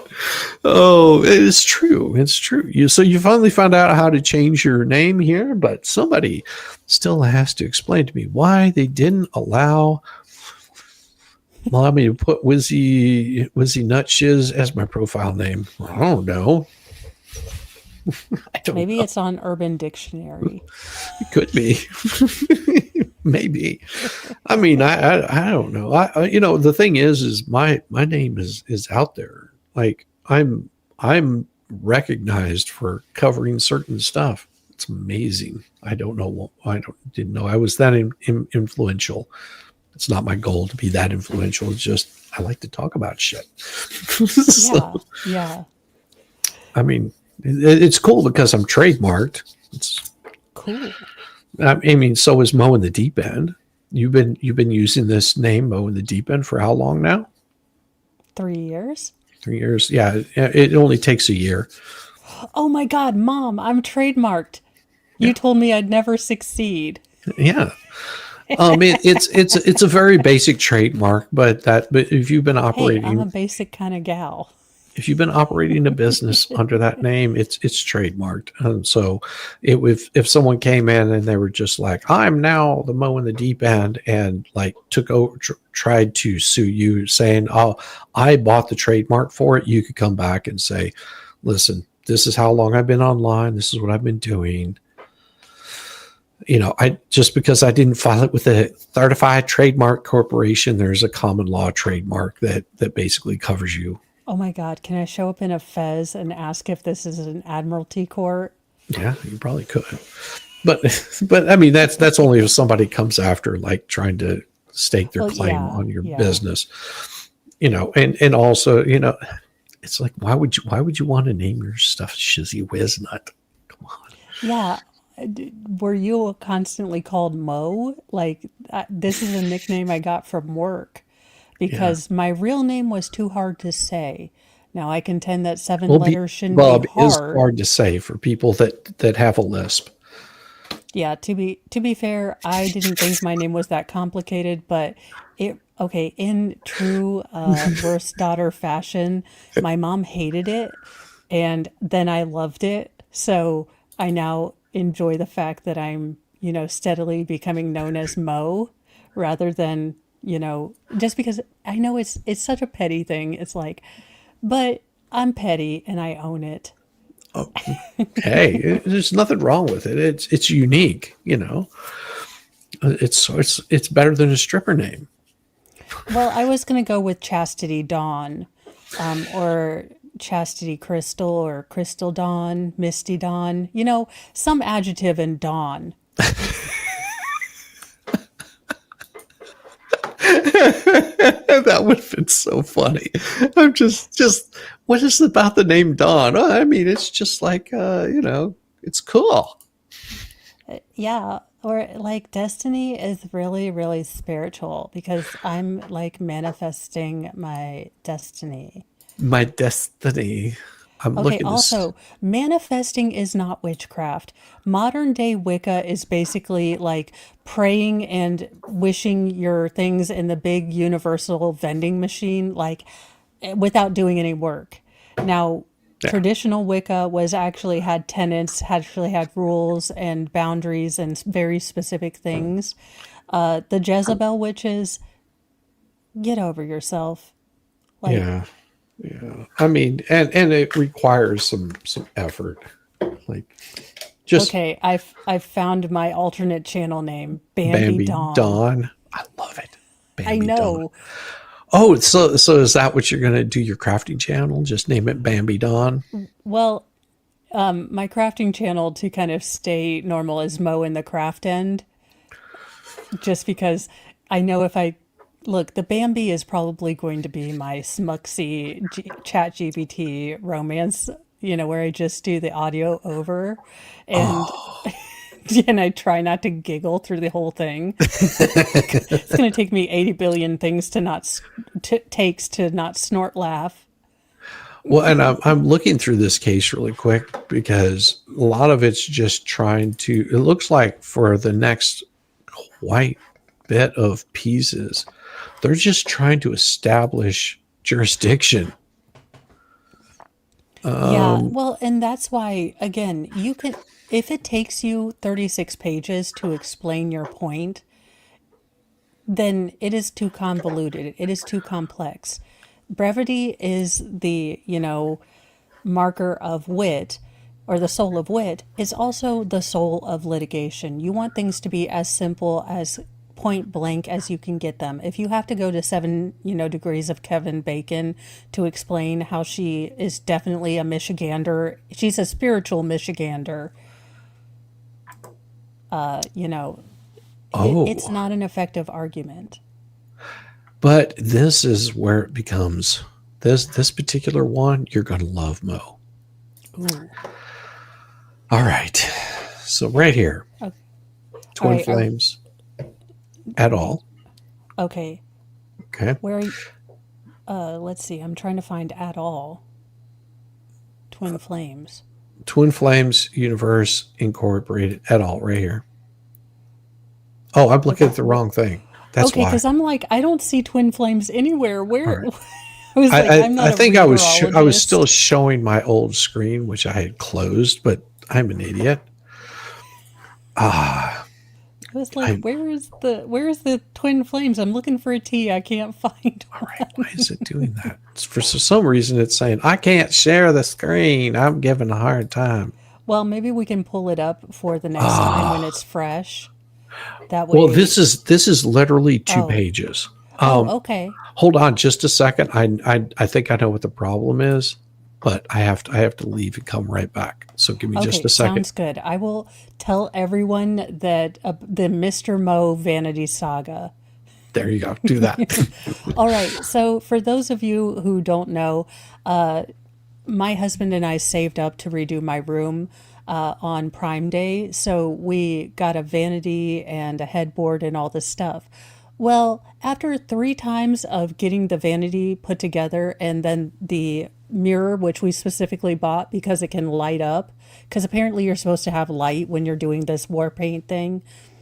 Anywho, the mirrors never worked. So after 3 times of them sending us mirrors that didn't work, we finally got a full refund and bought one off of Best Buy that was even more expensive, but we got the dual insurance. So we got the insurance from Bed Bath and Beyond, not Best Buy, and we got the shipping insurance. Well, Mr. Mo decides to open it up 2 days after we got it, and the mirror is combobulated. So he spent 3 hours, or nearly an hour, but it felt like 3 hours on the phone with Bed Bath and Beyond, their service line, only to be told that he had to go through the delivery service and the insurance company, only for the insurance company to say, no, you need to first go to Bed Bath and Beyond. So he finally got that figured out today. So they are sending us another desk, another vanity. But it kind of works out in our favor because I can actually use that as my crafting desk, and put a pegboard. Mr. Mo's going to chisel off the mirror and put a pegboard on there. So since it's my crafting desk, I can have like markers and all my general chaos look somewhat like I planned these things. Here it is. You're going to love this. Okay. Mo. On June 15th, 2021, plaintiffs and defendant Adam Catsale filed a stipulation of voluntary dismissal pursuant to Federal Rule of Civil Procedure 41A, subsection I, subsection A, subsection II. This is where you lose me in the law. Like if you have 72 subsections, you can skip over those. You don't have to read those. You can make this all, less pedantic. Yeah. That being said, pedanticism is a thing with law. So this was just too pedantic for me. Agreeing that all claims and counterclaims that were brought or could have been brought in this action are voluntarily dismissed with prejudice, and agreeing that each side is to be responsible for its own attorney fees and costs. However, the parties' stipulation was improperly filed as a motion to dismiss by all plaintiffs. On docket C, the clerk's office noted the error on the case docket sheet. Now, accordingly to pursuant Federal Civil Procedure 41 and the parties' stipulation, plaintiff claims against defendant Catsale are hereby dismissed with prejudice.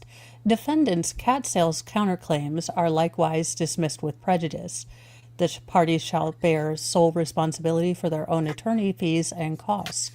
So again, he probably got out of this with only paying, again, his attorney only has to worry about his claims. Yes. They don't have to respond to everything else. So Jeff and Shakray have just now probably eaten $25,000 worth of legal fees. And where Adam probably only had to come up with, because I think Adam was the one that filed it pro se. No, that was Aurelia. She did it pro se with the help of a lawyer. And his seemed like he had also the help of a lawyer. Yeah, I think both of them filed pro se, but with the help of an attorney. Okay, if I'm not right. So, and it's just like, if you don't have any money, that's why you have the pro se there, is if you don't have money to afford an attorney. And that's the thing. Attorneys are not cheap, No. And this is why you'll see whenever people are bringing a lawsuit, against somebody, they're going for people that have money because they have money, and whenever they find out they don't have any money, they're like, oh well, shit, that's not going to do me any good. Yeah, and that's why a lot of times, take Jeremy Hambley. Like, there's a lot of people that make fun of the quartering.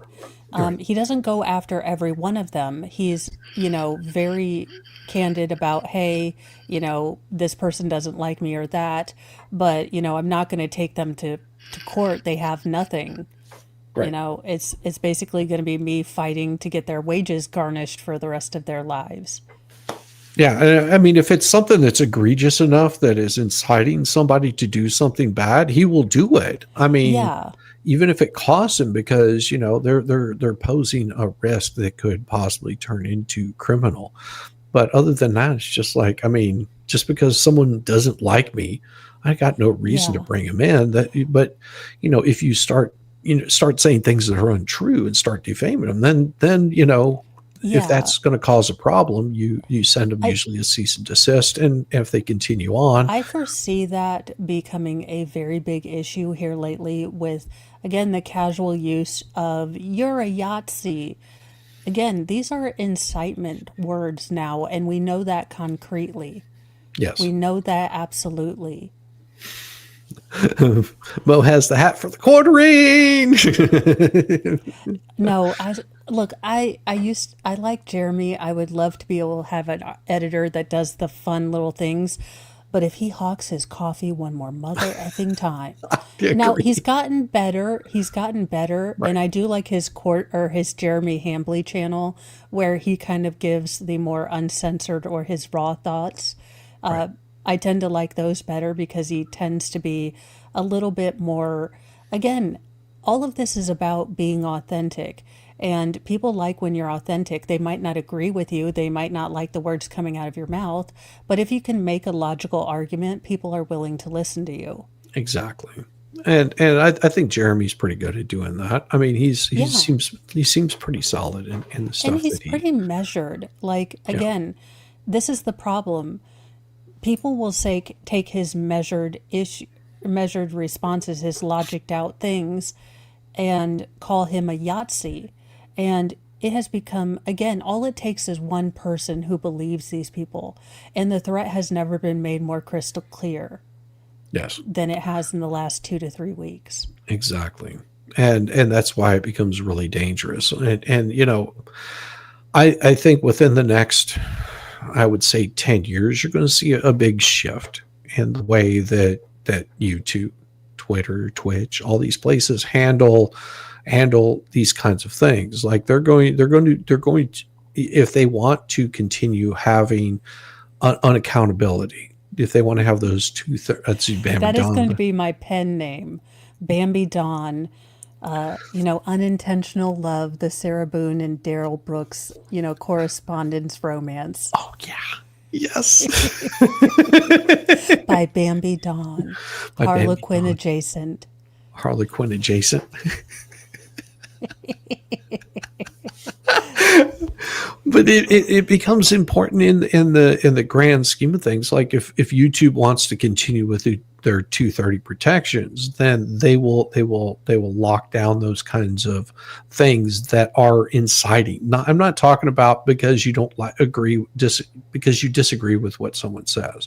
If Mo says, well, Yeah, red is the best color, and I say blue is the red color, there's no harm in that. It becomes an issue whenever she says, well, Shizzy's Yahtzee because now he likes blue instead of red. So that's where it becomes yeah, and inciting. I do foresee a whole school of litigation and possibly of law that goes into what is incitement, because I think we've clearly seen a shift in what is incitement. Everyone brings up you can't yell fire in a burning Yes, you theater. yes you Yeah, can. but that's not the point. The point is what is incitement to violence now? And it's clearly changed a lot of definitions, and I think we need to look at that statutorily.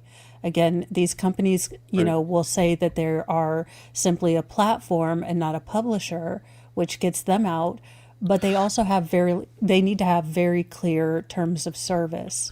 Well, they should also be clearly working as a publisher. That's the or just as a platform, and where YouTube and other platforms, as you want to put them, they don't act like that because they will push certain things, they will pull back certain things.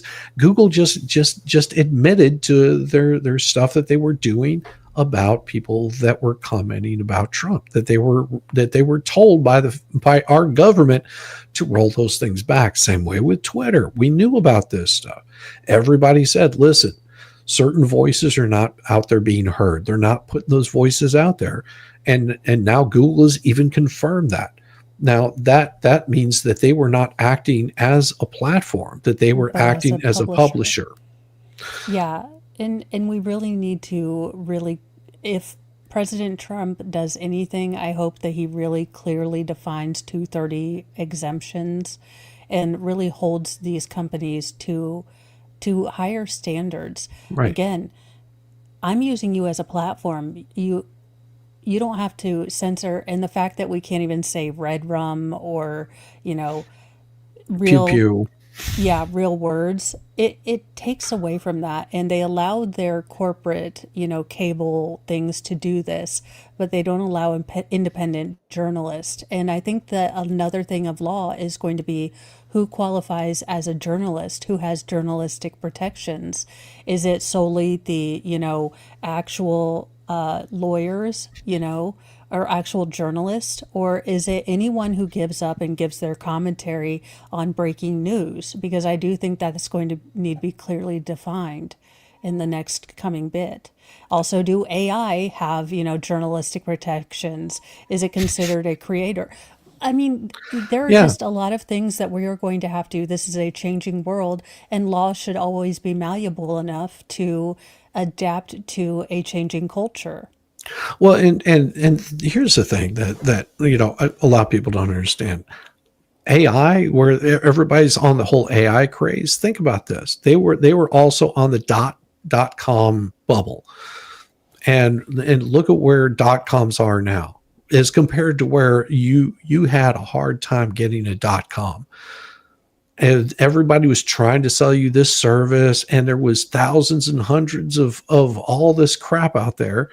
And then whenever it all boils down, it's just like, I mean, now you can create a domain name and not have to do anything. You just Yeah, shizzywhiznut.com, and it's almost costs nothing. It's and yeah, it's really, again, a lot of things are changing, and we have to get on the same page with definitions. yeah, And because that's where everything boils down to the fundamental, when you say this, what do you mean? Versus when I say journalist, I could include, Tim Pool, Jeremy, not Ian ever. Look, it's not that, look, it is, look, I will claim hippie phobia, but that's because they smell like patchouli, and I'm afraid my nose is going to burn off with the body funk / patchouli. I'm also allergic to stupid questions and responses. So he really has two strikes against him. And then he's a man child at the age of 50, and I'm done with him. 50. So Oh my God. yeah, he might be 40, or look, he's beyond the age where he should be lounging in pajama pants and talking about graphene, okay? Don't get it. I don't get it. I Look, pajama I pants. loved Adam Krigler. I wish Tim would go back. I think that their dynamic was much more interesting because they disagreed. I thought that But it not on was much more everything. no, but it was much more engaging because Tim needs someone that will pull him out of his own thought process, because he will continually just stay like on a tism loop trying to Yeah. prove himself right, and it's annoying. Well, But yeah, they because both work together so it, very well that because it was a good counterbalance, and I agree, because and that's something that I noticed with.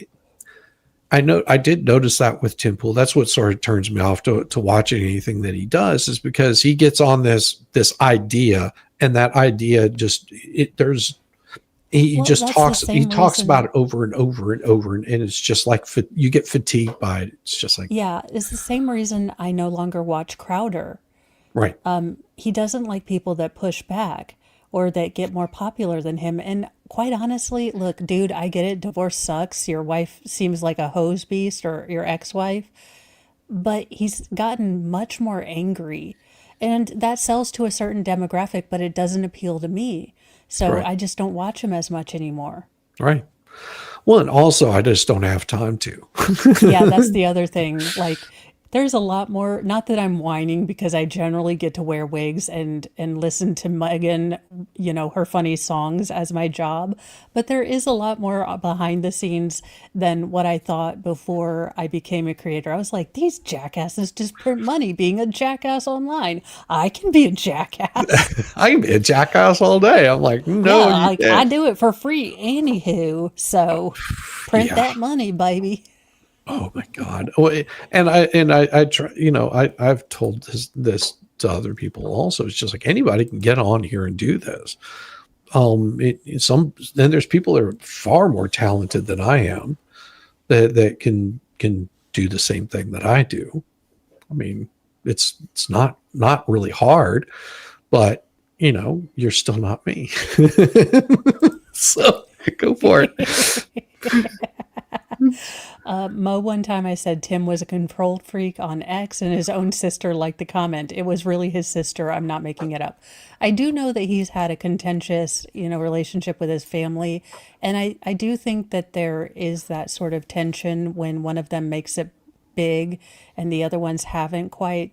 So I try to take all the family stuff with a grain of salt because there are tensions and we don't know the full story, but that is pretty hilarious.